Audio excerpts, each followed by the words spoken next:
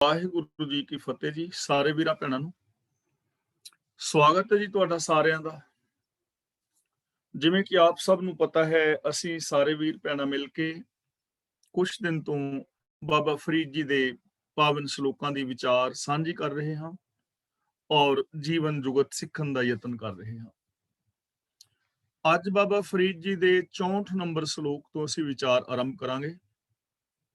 ਇਹ ਪਾਵਨ ਸ਼ਬਦ ਇਹ ਪਾਵਨ ਸ਼ਲੋਕ ਆਦਿ ਸ੍ਰੀ ਗੁਰੂ ਗ੍ਰੰਥ ਸਾਹਿਬ ਜੀ ਦੇ ਪਾਵਨ ਅੰਗ 1381 ਤੇ ਅੰਕਿਤ। ਕੱਲਰ ਕੇਰੀ ਛਪੜੀ ਆਏ ਉਲੱਥੇ ਹੰਝ, ਚਿੰਜੂ ਬੋੜਨ ਨਾ ਪੀਵਹਿ ਉੱਡਣ ਸੰਧੀ ਡੰਝ। ਕੱਲਰ ਦਾ ਮਤਲਬ ਕੱਲਰ ਵਾਲੀ ਜਿਹੜੀ ਜ਼ਮੀਨ ਹੁੰਦੀ ਹੈ। ਛਪੜੀ ਤੋਂ ਭਾਵ ਛਪੜੀ ਜਿਹੜਾ ਨਿੱਕਾ ਜਿਹਾ ਟੋਭਾ ਪਾਣੀ ਭਰਿਆ ਹੁੰਦਾ ਕਿਸੇ ਟੋਏ ਵਿੱਚ। ਆਏ ਉਲੱਥੇ ਦਾ ਮਤਲਬ ਆ ਕੇ ਉਤਰੇ, ਉੜਦੇ ਉੜਦੇ ਆ ਉਤਰੇ। ਹੰਝ ਦਾ ਮਤਲਬ ਹੰਸ। ਬਾਬਾ ਫਰੀਦ ਜੀ ਕਹਿੰਦੇ ਨੇ ਕੱਲਰ ਦੀ ਛਪੜੀ ਵਿੱਚ ਹੰਸ ਆ ਉਤਰਦੇ ਨੇ ਛਪੜੀ ਦੇ ਕਿਨਾਰੇ। ਤੇ ਆਪਨੇ ਦੇਖਿਆ ਹੋਵੇਗਾ ਕੱਲਰ ਵਾਲੀ ਪੈਲੀ ਦੇ ਅੰਦਰ ਜਾਂ ਕੱਲਰ ਵਾਲੀਆਂ ਛਪੜੀਆਂ ਦੇ ਅੰਦਰ ਪਾਣੀ ਉਹਦਾ ਉੱਤੇ ਨਾ ਬੜਾ ਚਮਕਦਾਰ ਜਿਹਾ ਹੁੰਦਾ ਹੈ। ਇੰਝ ਜਾਪਦਾ ਜਿਵੇਂ ਪਾਣੀ ਬੜਾ ਸਾਫ਼ ਹੈ, ਪਰ ਜਦੋਂ ਉਹਦੇ ਵਿੱਚ ਹੱਥ ਪਾਈਏ ਤਾਂ ਉਹ ਨਿਰਾ ਚਿੱਕੜ ਹੁੰਦਾ ਹੈ। ਤਾਂ ਬਾਬਾ ਫਰੀਦ ਜੀ ਕਹਿੰਦੇ ਨੇ ਹੰਸ ਜਿਹੜੇ ਨੇ ਕਿਤੇ ਉੱਡਦੇ ਹੋਏ ਕੱਲਰ ਦੀ ਛਪੜੀ ਤੇ ਆ ਉਤਰੇ। ਚਿੰਜੂ ਬੋੜਨ, ਚਿੰਜੂ ਦਾ ਮਤਲਬ ਚੁੰਝ, ਬੋੜਨ ਦਾ ਮਤਲਬ ਡੋਬਦੇ ਨੇ। ਇੱਥੇ ਨੰਨੇ ਦੇ ਥੱਲੇ ਹਲੰਤ ਹੈ, ਇਸ ਨੂੰ ਥੋੜਾ ਭਾਰਾ ਕਰਕੇ ਬੋਲਣਾ ਹੈ। ਬੋੜਨ, ਚਿੰਜੂ ਬੋੜਨ, ਕਿ ਉਹ ਆਪਣੀ ਚੁੰਝ ਉਸ ਪਾਣੀ ਵਿੱਚ ਡੋਬਦੇ ਨੇ, ਪਾਉਂਦੇ ਨੇ। ਨਾ ਪੀਵੇਂ, ਪਰ ਉਹਨੂੰ ਪੀਂਦੇ ਨਹੀਂ ਕਿਉਂਕਿ ਉਹ ਗੰਦਾ ਹੈ ਪਾਣੀ। ਭੁਲੇਖੇ ਨਾਲ ਚੁੰਝ ਪਾਉਂਦੇ ਤੇ ਹਨ ਲੇਕਿਨ ਪੀਂਦੇ ਨਹੀਂ, ਵਰਤਦੇ ਨਹੀਂ ਇਹਨੂੰ। ਉੱਡਣ ਸੰਧੀ ਡੰਝ, ਡੰਝ ਦਾ ਮਤਲਬ ਹੈ ਤਾਂਗ, ਸੰਧੀ ਦਾ ਮਤਲਬ ਦੀ। ਉਹਨਾਂ ਦੇ ਅੰਦਰ ਫਿਰ ਉੱਥੋਂ ਉੱਡ ਜਾਣ ਦੀ ਤਾਂਗ ਹੁੰਦੀ ਹੈ ਵੀ ਇੱਥੋਂ ਉੱਡ ਜਾਈਏ। ਯਾਨੀ ਕੱਲਰ ਦੀ ਛਪੜੀ ਦੇ ਕਿਨਾਰੇ ਤੇ ਕਿਤੇ ਹੰਸ ਆ ਉਤਰੇ ਨੇ, ਪਾਣੀ ਪੀਣਾ ਚਾਹੁੰਦੇ ਨੇ, ਚੁੰਝ ਡੋਬੀ ਹੈ, ਪਰ ਉਸ ਪਾਣੀ ਨੂੰ ਉਹ ਪੀਂਦੇ ਨਹੀਂ, ਉੱਥੋਂ ਉਹ ਉੱਡ ਜਾਣਾ ਚਾਹੁੰਦੇ ਨੇ, ਦੂਰ ਚਲੇ ਜਾਣਾ ਚਾਹੁੰਦੇ ਨੇ। ਇਹ ਇੱਕ ਮਿਸਾਲ ਲਈ ਹੈ। ਗੱਲ ਇੱਥੇ ਗੁਰਮੁਖਾਂ ਦੀ ਜੋ ਸੱਚੇ ਸੁੱਚੇ ਜੀਵਨ ਵਾਲੇ ਨੇ, ਉਹਨਾਂ ਨੂੰ ਇਸ ਦੁਨੀਆ ਦੇ ਵਿੱਚ ਕਿਵੇਂ ਵਿਚਰਨਾ ਚਾਹੀਦਾ ਹੈ ਜਾਂ ਸਾਨੂੰ ਕਿਵੇਂ ਵਿਚਰਨਾ ਚਾਹੀਦਾ ਹੈ। ਇਸ ਸੰਸਾਰ ਦੇ ਅੰਦਰ ਵਿਕਾਰ ਮਾਨੋ ਕੱਲਰ ਦੀ ਛਪੜੀ ਨੇ। ਕੱਲਰ ਦੀ ਛਪੜੀ ਵਿਕਾਰ ਭਰੇ ਹੋਏ ਨੇ ਤੇ ਆਮ ਜੋ ਲੋਕ ਨੇ ਉਹਨਾਂ ਵਿਕਾਰਾਂ ਨੂੰ ਪੀ ਰਹੇ ਨੇ, ਮਾਨ ਰਹੇ ਨੇ, ਵਰਤ ਰਹੇ ਨੇ। ਲੇਕਿਨ ਜੋ ਰੱਬ ਦੇ ਪਿਆਰੇ ਨੇ, ਜੋ ਚੰਗੀ ਜ਼ਿੰਦਗੀ ਜੀਣਾ ਚਾਹੁੰਦੇ ਨੇ, ਉਹਨਾਂ ਵਿਕਾਰਾਂ ਨੂੰ ਵੇਖਦੇ ਨੇ, ਫਿਰ ਵਰਤਦੇ ਨਹੀਂ, ਉਥੋਂ ਦੂਰ ਜਾਣਾ ਚਾਹੁੰਦੇ ਨੇ, ਉਹਨਾਂ ਦਾ ਤਿਆਗ ਕਰਨਾ ਚਾਹੁੰਦੇ। ਤਾਂ ਸੰਸਾਰ ਦੇ ਅੰਦਰ ਕੱਲਰ ਦੀ ਛਪੜੀ ਵੀ ਹੋ ਸਕਦੀ ਹੈ। ਉਸ ਕੱਲਰ ਦੀ ਛਪੜੀ ਤੋਂ ਦੂਰ ਰਹਿਣ ਦਾ ਯਤਨ ਕਰਨਾ ਹੈ। ਜਿਵੇਂ ਕਬੀਰ ਸਾਕਤ ਸੰਗ ਨਾ ਕੀਜੀਐ, ਦੂਰੈ ਜਾਈਏ ਭਾਗ, ਬਾਂਸ ਸੰਕਾਰੋ ਪਰਸੀਐ, ਤੋ ਕਿਛ ਲਾਗੇ ਦਾਗ। ਇੱਥੇ ਦੱਸਿਆ ਜਾ ਰਿਹਾ ਵੀ ਜੇ ਕੱਲਰ ਦੀ ਛਪੜੀ ਵਿੱਚ ਹੱਥ ਡੋਬੋਗੇ ਤਾਂ ਉਹ ਹੱਥ ਗੰਦਾ ਹੀ ਹੋਏਗਾ, ਮਿਲੇਗਾ ਕੁਛ ਨਹੀਂ। ਇਹ ਜਿਹੜੇ ਵਿਕਾਰ ਨੇ ਇਹ ਸਾਰੇ ਮਾਨੋ ਕੱਲਰ ਦੀ ਛਪੜੀ ਨੇ, ਇਹਨਾਂ ਵਿੱਚ ਹੱਥ ਪਾਓਗੇ ਤੇ ਗੰਦੇ ਹੀ ਹੋਵੋਗੇ। ਯਾਨੀ ਜੇ ਤੁਸੀਂ ਵਿਕਾਰ ਕਮਾਓਗੇ ਤਾਂ ਤੁਹਾਡੀ ਸੁਰਤ, ਤੁਹਾਡੀ ਮੈਂਟੈਲਿਟੀ, ਇਹ ਸਾਰਾ ਕੁਝ ਗੜਬੜ ਹੋ ਜਾਏਗਾ। ਬੋਲ ਮਾੜੇ ਬੋਲਣ ਲੱਗ ਜਾਓਗੇ, ਨਜ਼ਰੀਆ ਮਾੜਾ ਹੋ ਜਾਏਗਾ, ਬਿਹੇਵ ਮਾੜਾ ਹੋ ਜਾਏਗਾ ਜੇ ਵਿਕਾਰਾਂ ਦੇ ਨਾਲ ਆਪਣਾ ਸੰਬੰਧ ਬਣਾਓਗੇ। ਤਾਂ ਬਾਬਾ ਫਰੀਦ ਜੀ ਸਾਨੂੰ ਇੱਥੇ ਸੁਚੇਤ ਕਰ ਰਹੇ ਨੇ ਕਿ ਇਹਨਾਂ ਵਿਕਾਰਾਂ ਤੋਂ ਸੁਚੇਤ ਰਹਿਣਾ ਹੈ, ਜਿਸ ਕਰਕੇ ਜ਼ਿੰਦਗੀ ਬਰਬਾਦ ਨਾ ਹੋਵੇ। ਔਰ ਦੂਜੀ ਗੱਲ ਇਹ ਕਹਿ ਰਹੇ ਨੇ ਕਿ ਵਿਕਾਰਾਂ ਨੂੰ ਮਾਣਨ ਦੇ ਨਾਲ ਜ਼ਿੰਦਗੀ ਦੇ ਅੰਦਰ ਕਦੇ ਸੁੱਖ ਸ਼ਾਂਤੀ ਨਹੀਂ ਆਉਂਦੀ, ਕੇਵਲ ਉਹਨਾਂ ਦੇ ਵਿੱਚੋਂ ਸਾਡੇ ਜੀਵਨ ਵਿੱਚ ਦੁੱਖ ਹੀ ਪੈਦਾ ਹੁੰਦੇ ਨੇ। ਦੂਜੀ ਗੱਲ ਕਰਦੇ ਨੇ, ਹੰਸ ਉੱਡਰ ਕੋਧਰੇ ਪਿਆ, ਲੋਕ ਵਿਡਾਰਨ ਜਾਏ, ਗਹਿਲਾ ਲੋਕ ਨਾ ਜਾਣਦਾ, ਹੰਸ ਨਾ ਕੋਦਰਾ ਖਾਏ। ਕੋਦਰੇ ਦੇ ਖੇਤ ਦੇ ਅੰਦਰ ਹੰਸ ਕਿਤੇ ਉੱਡ ਕੇ ਜਾ ਬੈਠਾ। ਕੋਦਰੇ ਪਿਆ ਦਾ ਮਤਲਬ ਪਿਆ, ਜਾ ਕੇ ਬਹਿ ਗਿਆ। ਲੋਕ ਵਿਡਾਰਨ ਜਾਏ, ਤਾਂ ਜਿਹੜਾ ਬੰਦਾ ਹੈ, ਉਸ ਖੇਤ ਦਾ ਮਾਲਕ ਹੈ ਜਾਂ ਆਮ ਇਨਸਾਨ ਹੈ, ਉਹਨੂੰ ਉਡਾਣ ਵਾਸਤੇ ਜਾਂਦਾ ਹੈ ਕਿ ਕਿਤੇ ਪੈਲੀ ਦਾ ਨੁਕਸਾਨ ਨਾ ਕਰੇ। ਹੰਸ ਕੋਦਰੇ ਦੇ ਖੇਤ ਵਿੱਚ ਜਾ ਬੈਠਾ ਤੇ ਖੇਤ ਦਾ ਜੋ ਮਾਲਕ ਹੈ ਉਹਨੂੰ ਉਡਾਣ ਵਾਸਤੇ ਜਾਂਦਾ ਹੈ ਕਿ ਇਹ ਖੇਤ ਦਾ ਨੁਕਸਾਨ ਨਾ ਕਰੇ। ਪਰ ਬਾਬਾ ਫਰੀਦ ਜੀ ਕਹਿੰਦੇ ਨੇ, ਗਹਿਲਾ ਲੋਕ ਨਾ ਜਾਣਦਾ। ਗਹਿਲਾ ਦਾ ਮਤਲਬ ਬੇਸਮਝ, ਲੋਕ ਦਾ ਮਤਲਬ ਜਗਤ, ਆਮ ਇਨਸਾਨ।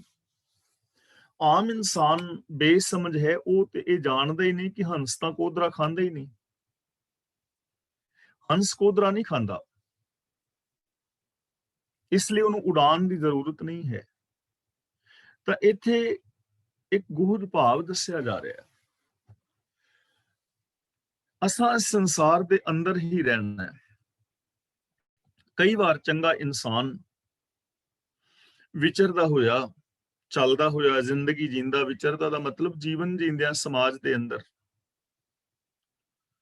ਕਿਤੇ ਐਸੀ ਜਗ੍ਹਾ ਤੇ ਚਲਾ ਜਾਂਦਾ ਹੈ ਤੇ ਲੋਕ ਸਮਝਦੇ ਨੇ ਸ਼ਾਇਦ ਕਿ ਇਹ ਵੀ ਵਿਕਾਰ ਕਮਾਉਣ ਵਾਸਤੇ ਆਇਆ ਹੈ। ਪਰ ਉਹਨਾਂ ਨੂੰ ਇਹ ਪਤਾ ਨਹੀਂ ਵੀ ਇਹ ਤਾਂ ਹੰਸ ਹੈ, ਇਹ ਗੁਰਮੁਖ ਹੈ, ਤਾਂ ਨਿਰਲੇਪ, ਇਹ ਤਾਂ ਵਿਕਾਰ ਕਮਾਉਂਦਾ ਹੀ ਨਹੀਂ ਹੈ। ਇਹ ਤਾਂ ਵਿਕਾਰ ਕਮਾਉਂਦਾ ਹੀ ਨਹੀਂ। ਜਿਵੇਂ ਕਿਤੇ ਹੁਣ ਕੋਈ ਵਿਆਹ ਸ਼ਾਦੀ ਹੈ ਤੇ ਉਸ ਵਿਆਹ ਸ਼ਾਦੀ ਦੇ ਅੰਦਰ ਜਾਓ ਤਾਂ ਕਈ ਵਾਰ ਜਾਈਏ ਤਾਂ ਉੱਥੇ ਸ਼ਰਾਬ ਆਦਿਕ ਵੀ ਪਿਆ ਹੁੰਦਾ ਹੈ, ਕਿਉਂਕਿ ਉਹਨਾਂ ਦਾ ਆਪਣਾ ਢੰਗ ਤਰੀਕਾ ਹੈ ਨਾ ਹਰ ਬੰਦੇ ਦਾ। ਤੇ ਬਹੁਤ ਸਾਰੇ ਲੋਕ ਹੁੰਦੇ ਨੇ ਜਿਹੜੇ ਸ਼ਰਾਬ ਵਗੈਰਾ, ਨਸ਼ਾ ਵਗੈਰਾ ਨਹੀਂ ਵਰਤਦੇ। ਤੇ ਹੁਣ ਵਿਆਹ ਸ਼ਾਦੀ ਵਿੱਚ ਤੇ ਜਾਣਾ ਪਵੇਗਾ ਨਾ, ਜਿਹੜਾ ਸਮਾਜਿਕ ਮਿਲਵਰਤਨ ਹੈ ਉੱਥੇ ਉਹ ਵੀ ਜਾਂਦੇ ਨੇ। ਤੇ ਜੇ ਉਧਰੋਂ ਦੀ ਕੋਈ ਲੰਘ ਰਿਹਾ ਹੋਵੇ ਤੇ ਕੋਈ ਬੰਦਾ ਸ਼ੱਕ ਕਰੇ ਵੀ ਸ਼ਾਇਦ ਇਹ ਵੀ ਸ਼ਰਾਬ ਪੀਣੀ ਚੱਲਿਆ, ਇਹਨੂੰ ਇੱਧਰ ਨਹੀਂ ਜਾਣਾ ਚਾਹੀਦਾ, ਕਿਉਂ ਗਿਆ ਹੈ, ਤਾਂ ਉਹ ਸ਼ੱਕ ਉਹਨਾਂ ਦਾ ਬੇਕਾਰ ਦਾ ਹੈ, ਕਿਉਂਕਿ ਉਹ ਸ਼ਰਾਬ ਪੀਂਦਾ ਹੀ ਨਹੀਂ ਹੈ। ਜੇ ਉੱਥੇ ਜਾਏਗਾ ਵੀ ਤਾਂ ਉਹਨੇ ਕਿਹੜਾ ਪੀਣੀ ਹੈ, ਨਿਰਲੇਪ ਹੈ। ਤਾਂ ਇੱਥੇ ਗੱਲ ਨਿਰਲੇਪਤਾ ਦੀ ਕੀਤੀ ਜਾ ਰਹੀ ਹੈ। ਜਿਵੇਂ ਹੰਸ ਕੋਦਰੇ ਦੀ ਜ਼ਮੀਨ ਵਿੱਚ ਜਾ ਬੈਠੇ ਤਾਂ ਉਹਨੂੰ ਉੱਥੋਂ ਉਡਾਣ ਦੀ ਲੋੜ ਨਹੀਂ ਹੈ, ਕਿਉਂਕਿ ਹੰਸ ਕੋਦਰਾ ਖਾਂਦਾ ਹੀ ਨਹੀਂ, ਉਹਨੇ ਖਾਣਾ ਨਹੀਂ, ਉਹਨੇ ਨੁਕਸਾਨ ਕਰਨਾ ਹੀ ਨਹੀਂ। ਇਸੇ ਤਰ੍ਹਾਂ ਜੋ ਗੁਰਮੁਖ ਪਿਆਰੇ ਨੇ, ਰੱਬੀ ਪਿਆਰੇ ਨੇ, ਸੱਚ ਦੇ ਨਾਲ ਜੋ ਜੁੜੇ ਹੋਏ ਨੇ, ਉਹ ਇਸ ਸੰਸਾਰ ਵਿੱਚ ਹੀ ਰਹਿੰਦੇ ਨੇ, ਲੇਕਿਨ ਸੰਸਾਰ ਤੋਂ ਨਿਰਲੇਪ ਰਹਿੰਦੇ ਨੇ। ਉਹਨਾਂ ਦੀ ਸੁਰਤ ਵਿਕਾਰਾਂ ਵਿੱਚ ਲਿਬੜੀ ਹੋਈ ਨਹੀਂ ਹੁੰਦੀ। ਉਹ ਆਪਣੀ ਚੁੰਝ ਨੂੰ ਵਿਕਾਰਾਂ ਵਿੱਚ ਮਾਰਦੇ ਨਹੀਂ, ਉਹ ਬੇਗਾਨਾ ਹੱਕ ਨਹੀਂ ਖਾਂਦੇ, ਉਹ ਕਿਸੇ ਦੇ ਨਾਲ ਬੇਨਿਆਈ ਨਹੀਂ ਕਰਦੇ, ਉਹ ਕਿਸੇ ਦੇ ਨਾਲ ਧੋਖਾਧੜੀ ਨਹੀਂ ਕਰਦੇ। ਰਹਿਣਾ ਉਹਨਾਂ ਨੇ ਇਸ ਸੰਸਾਰ ਵਿੱਚ, ਉਹ ਨਿਰਲੇਪ ਰਹਿੰਦੇ ਨੇ। ਤਾਂ ਸਾਨੂੰ ਇੱਥੇ ਜ਼ਿੰਦਗੀ ਜੀਣ ਵਾਸਤੇ ਇੱਕ ਢੰਗ ਮਿਲ ਰਿਹਾ ਹੈ ਬੜਾ ਪਿਆਰਾ, ਕਿ ਇਸ ਸੰਸਾਰ ਦੇ ਅੰਦਰ ਰਹਿੰਦਿਆਂ ਹੋਇਆਂ ਅਸਾਂ ਵਿਕਾਰਾਂ ਤੋਂ ਨਿਰਲੇਪ ਰਹਿਣਾ ਹੈ, ਸੱਚ ਦੇ ਨਾਲ ਜੁੜਨਾ ਹੈ, ਹੁਕਮ ਰਜ਼ਾਈ ਚੱਲਣਾ ਹੈ ਔਰ ਗੁਣਾਂ ਦੇ ਧਾਰਨੀ ਹੋਣਾ ਹੈ। ਤਾਂ ਸਾਡੀ ਜ਼ਿੰਦਗੀ ਸੌਖੀ ਬੀਤ ਸਕਦੀ ਹੈ, ਜੀਵਨ ਦੇ ਅੰਦਰ ਖੁਸ਼ੀਆਂ ਖੇੜੇ ਰਹਿ ਸਕਦੇ ਨੇ, ਯਾਨੀ ਇਸ ਸੰਸਾਰ ਵਿੱਚ ਰਹਿੰਦਿਆਂ ਵਿਕਾਰਾਂ ਤੋਂ ਨਿਰਲੇਪ ਰਿਹਾ ਜਾ ਸਕਦਾ ਹੈ। ਚੱਲ ਚੱਲ ਗਈਆਂ ਪੰਖੀਆਂ, ਜਿਨੀ ਵਸਾਏ ਤਲ, ਫਰੀਦਾ ਸਰ ਭਰਿਆ ਪੀਚਲ ਸੀ, ਥੱਕੇ ਕਵਲ ਇਕਲ। ਇਸ ਪਾਵਨ ਸ਼ਲੋਕ ਦਾ ਵਿਚਾਰ ਕਰਨ ਲੱਗਿਆ ਵਿਦਵਾਨਾਂ ਦੇ ਵਿੱਚ ਥੋੜਾ ਜਿਹਾ ਮਤਭੇਦ ਹੈ। ਚੱਲ ਚੱਲ ਗਈਆਂ ਦਾ ਮਤਲਬ ਆਪੋ ਆਪਣੀ ਵਾਰੀ ਚਲੀਆਂ ਗਈਆਂ। ਪੰਖੀਆਂ, ਪੰਖੀਆਂ ਦਾ ਮਤਲਬ ਪੰਛੀਆਂ ਦੀਆਂ ਡਾਰਾਂ, ਚਿੜੀਆਂ, ਕਾਂ, ਕਬੂਤਰ, ਅਨੇਕਾਂ ਪੰਛੀ ਨੇ, ਡਾਰਾਂ ਹੁੰਦੀਆਂ ਨਾ। ਜੇ ਇੱਕ ਦੋ ਹੋਣ ਤਾਂ ਅਸੀਂ ਕਹਿੰਦੇ 2 ਚਿੜੀਆਂ ਨੇ, 4 ਨੇ, 6 ਨੇ, 10 ਨੇ। ਪਰ ਜਦੋਂ ਬਹੁਤ ਜ਼ਿਆਦੀਆਂ ਹੋਣ ਤਾਂ ਅਸੀਂ ਕਹਿੰਦੇ ਚਿੜੀਆਂ ਦੀ ਡਾਰ, ਮੁਰਗਾਬੀਆਂ ਦੀ ਡਾਰ। ਚੱਲ ਚੱਲ ਗਈਆਂ ਪੰਖੀਆਂ, ਜਿਨੀ ਵਸਾਏ ਤਲ। ਤਲ ਦਾ ਮਤਲਬ ਤਲਾਬ, ਵਸਾਏ ਦਾ ਮਤਲਬ ਰੌਣਕ ਲਾਈ ਹੋਈ ਸੀ, ਜਿਨ੍ਹਾਂ ਕਰਕੇ ਸੰਸਾਰ ਬੜਾ ਸੁਹਾਵਣਾ ਲੱਗਦਾ ਸੀ, ਬਣਿਆ ਹੋਇਆ ਸੀ। ਬਾਬਾ ਫਰੀਦ ਜੀ ਕਹਿੰਦੇ ਨੇ, ਜਿਨ੍ਹਾਂ ਜੀਵ ਪੰਛੀਆਂ ਦੀਆਂ ਡਾਰਾਂ ਨੇ ਇਸ ਤਲਾਬ ਨੂੰ ਸੁਹਾਵਣਾ ਬਣਾਇਆ ਹੋਇਆ ਸੀ, ਯਾਨੀ ਇਸ ਸੁਹਾਵਣੇ ਤਲਾਬ ਦੇ ਕਿਨਾਰੇ ਤੇ ਰਹਿ ਰਹੀਆਂ ਸਨ ਅਨੇਕਾਂ ਜੀਵ ਜੰਤ ਜਿਹੜੇ ਨੇ, ਮਨੁੱਖ ਮਾਤਰ, ਡਾਰਾਂ ਦੀਆਂ ਡਾਰਾਂ ਚਲ ਗਈਆਂ ਦਾ ਮਤਲਬ ਉਹ ਆਪੋ ਆਪਣੇ ਵਾਰੀ ਦੇ ਨਾਲ ਇਸ ਸੰਸਾਰ ਨੂੰ ਛੱਡ ਕੇ ਚਲੀਆਂ ਗਈਆਂ, ਡਾਰਾਂ ਦੀਆਂ ਡਾਰਾਂ ਚਲੀਆਂ ਗਈਆਂ। ਇੱਥੇ ਕੋਈ ਇੱਕ ਥੋੜੀ ਮਰਿਆ ਹੈ। ਜੇ ਅਸੀਂ ਸਰੀਰਕ ਮੌਤ ਦੀ ਗੱਲ ਕਰੀਏ ਤਾਂ ਇੱਕ ਥੋੜੀ, ਇੱਥੇ ਲੱਖਾਂ ਲੋਕ ਆਏ, ਲੱਖਾਂ ਚਲੇ ਗਏ, ਜਾ ਰਹੇ ਨੇ, ਜਾਂਦੇ ਰਹਿਣਗੇ। ਤਾਂ ਬਾਬਾ ਫਰੀਦ ਜੀ ਕਹਿੰਦੇ ਨੇ, ਜਿਨ੍ਹਾਂ ਜੀਵ ਪੰਛੀਆਂ ਦੀਆਂ ਡਾਰਾਂ ਨੇ ਸੰਸਾਰ ਸਰੋਵਰ ਨੂੰ ਸੁਹਾਵਣਾ ਬਣਾਇਆ ਹੋਇਆ ਸੀ, ਆਪੋ ਆਪਣੀ ਵਾਰੀ ਇਹਨੂੰ ਛੱਡ ਕੇ ਚਲੀਆਂ ਗਈਆਂ। ਫਰੀਦਾ ਸਰ ਭਰਿਆ ਪੀ ਚਲਸੀ। ਸਰ ਦਾ ਮਤਲਬ ਸਰੋਵਰ, ਚਲਸੀ ਦਾ ਮਤਲਬ ਮੁੱਕ ਜਾਏਗਾ, ਚਲਾ ਜਾਏਗਾ, ਸੁੱਕ ਜਾਏਗਾ। ਇਹ ਜਿਹੜਾ ਭਰਿਆ ਹੋਇਆ ਸਰੋਵਰ ਹੈ, ਯਾਨੀ ਜਿਹਦੇ ਵਿੱਚ ਹੁਣ ਅਸੀਂ ਇਸ ਟਾਈਮ ਰਹਿ ਰਹੇ ਹਾਂ, ਇਹ ਵੀ ਸੁੱਕ ਜਾਏਗਾ, ਯਾਨੀ ਅਸੀਂ ਵੀ ਇੱਥੋਂ ਚਲੇ ਜਾਵਾਂਗੇ। ਮੀਨ ਸਾਡੀ ਵੀ ਸਰੀਰਕ ਮੌਤ ਹੋ ਜਾਏਗੀ। ਸਾਡੇ ਤੋਂ ਪਹਿਲੇ ਚਲੇ ਗਏ, ਅਸੀਂ ਵੀ ਚਲੇ ਜਾਣਾ ਹੈ, ਤੇ ਜੋ ਬਾਕੀ ਬੱਚੇ ਨੇ ਉਹ ਵੀ ਜਾਣਗੇ। ਤਾਂ ਬਾਬਾ ਫਰੀਦ ਜੀ ਕਹਿ ਰਹੇ ਨੇ, ਸਰੋਵਰ ਵੀ ਸੁੱਕ ਜਾਏਗਾ, ਭਾਵ ਕਿ ਜਿਹੜੇ ਵਰਤਮਾਨ ਵਿੱਚ ਜੀਵ ਨੇ ਉਹ ਵੀ ਮਰਨਗੇ, ਉਹਨਾਂ ਦੀ ਵੀ ਮੌਤ ਆਏਗੀ। ਥੱਕੇ ਕਵਲ ਇਕੱਲ। ਥੱਕੇ ਦਾ ਮਤਲਬ ਥੱਕ ਗਏ। ਹੁਣ ਇਹਦਾ ਅਰਥ ਕਰਨ ਲੱਗਿਆ ਵਿਦਵਾਨਾਂ ਵਿੱਚ ਮਤਭੇਦ ਹੈ। ਇੱਥੇ ਥੱਕੇ ਦਾ ਮਤਲਬ ਉਹਨਾਂ ਨੇ ਲਿਆ ਹੈ ਥੱਕ ਕੇ ਟਿਕ ਗਏ। ਕਵਲ ਦਾ ਮਤਲਬ ਕਮਲ ਦੇ ਫੁੱਲ, ਯਾਨੀ ਜਿਹੜੇ ਨਿਰਲੇਪ ਇਨਸਾਨ ਨੇ, ਜਿਨ੍ਹਾਂ ਨੂੰ ਪਿੱਛੇ ਪੰਕਤੀਆਂ ਵਿੱਚ ਹੰਸ ਵੀ ਕਿਹਾ ਹੈ। ਥੱਕੇ ਕਵਲ ਇਕੱਲ ਦਾ ਮਤਲਬ ਉਹ ਇਕੱਲੇ ਟਿਕੇ ਰਹੇ। ਲੇਕਿਨ ਭਾਈ ਪ੍ਰੋਫੈਸਰ ਸਾਹਿਬ ਸਿੰਘ ਜੀ ਇਹਦਾ ਅਰਥ ਕਰ ਰਹੇ ਨੇ, ਥੱਕੇ ਦਾ ਮਤਲਬ ਥੱਕ ਗਏ, ਕਵਲ ਇਕੱਲ ਦਾ ਮਤਲਬ ਜਿਹੜੇ ਪਿੱਛੇ ਕਮਲ ਫੁੱਲ ਬਚੇ ਉਹ ਵੀ ਥੱਕ ਜਾਣਗੇ, ਉਹ ਵੀ ਚਲੇ ਜਾਣਗੇ। ਯਾਨੀ ਉਹ ਵੀ ਨਹੀਂ ਬਚਣਗੇ ਨਾ, ਜਿਹੜੇ ਡਾਰਾਂ ਦੀਆਂ ਡਾਰਾਂ ਪਹਿਲਾਂ ਚਲੀਆਂ ਗਈਆਂ, ਜਿਹੜੇ ਹੁਣ ਨੇ ਵਰਤਮਾਨ ਵਿੱਚ, ਇਹ ਵੀ ਚਲੇ ਜਾਣਗੇ, ਤੇ ਜਿਹੜੇ ਫਿਊਚਰ ਵਿੱਚ ਆਉਣ ਵਾਲੇ ਨੇ ਉਹ ਵੀ ਚਲੇ ਜਾਣਗੇ। ਯਾਨੀ ਸੰਸਾਰ ਦੀ ਨਾਸ਼ਮਾਨਤਾ ਦਰਸਾ ਰਹੇ ਨੇ ਕਿ ਸਰੀਰਕ ਤੌਰ ਤੇ ਇਸ ਦੁਨੀਆ ਵਿੱਚ ਕੋਈ ਵੀ ਨਹੀਂ ਰਹੇਗਾ। ਪਹਿਲੀ ਗੱਲ, ਸਰੀਰਕ ਤੌਰ ਤੇ ਇਸ ਦੁਨੀਆ ਵਿੱਚ ਕੋਈ ਨਹੀਂ ਰਹੇਗਾ, ਤੇ ਸਰੀਰਕ ਤੌਰ ਤੇ ਅਸੀਂ ਰਹਿ ਵੀ ਨਹੀਂ ਸਕਦੇ। ਸਰੀਰਕ ਮੌਤ ਨੂੰ ਰੋਕਿਆ ਵੀ ਨਹੀਂ ਜਾ ਸਕਦਾ। ਜੇ 100 ਵਰਿਆਂ ਜੀਵਣਾ ਪੀਤਨ ਹੋ ਸਿੱਖੇ। ਤਾਂ ਇਸ ਸ਼ਲੋਕ ਦੇ ਵਿੱਚੋਂ ਅਸੀਂ ਇੱਕ ਹੋਰ ਐਂਗਲ ਤੋਂ ਦੇਖਣ ਦਾ ਯਤਨ ਕਰਦੇ ਹਾਂ।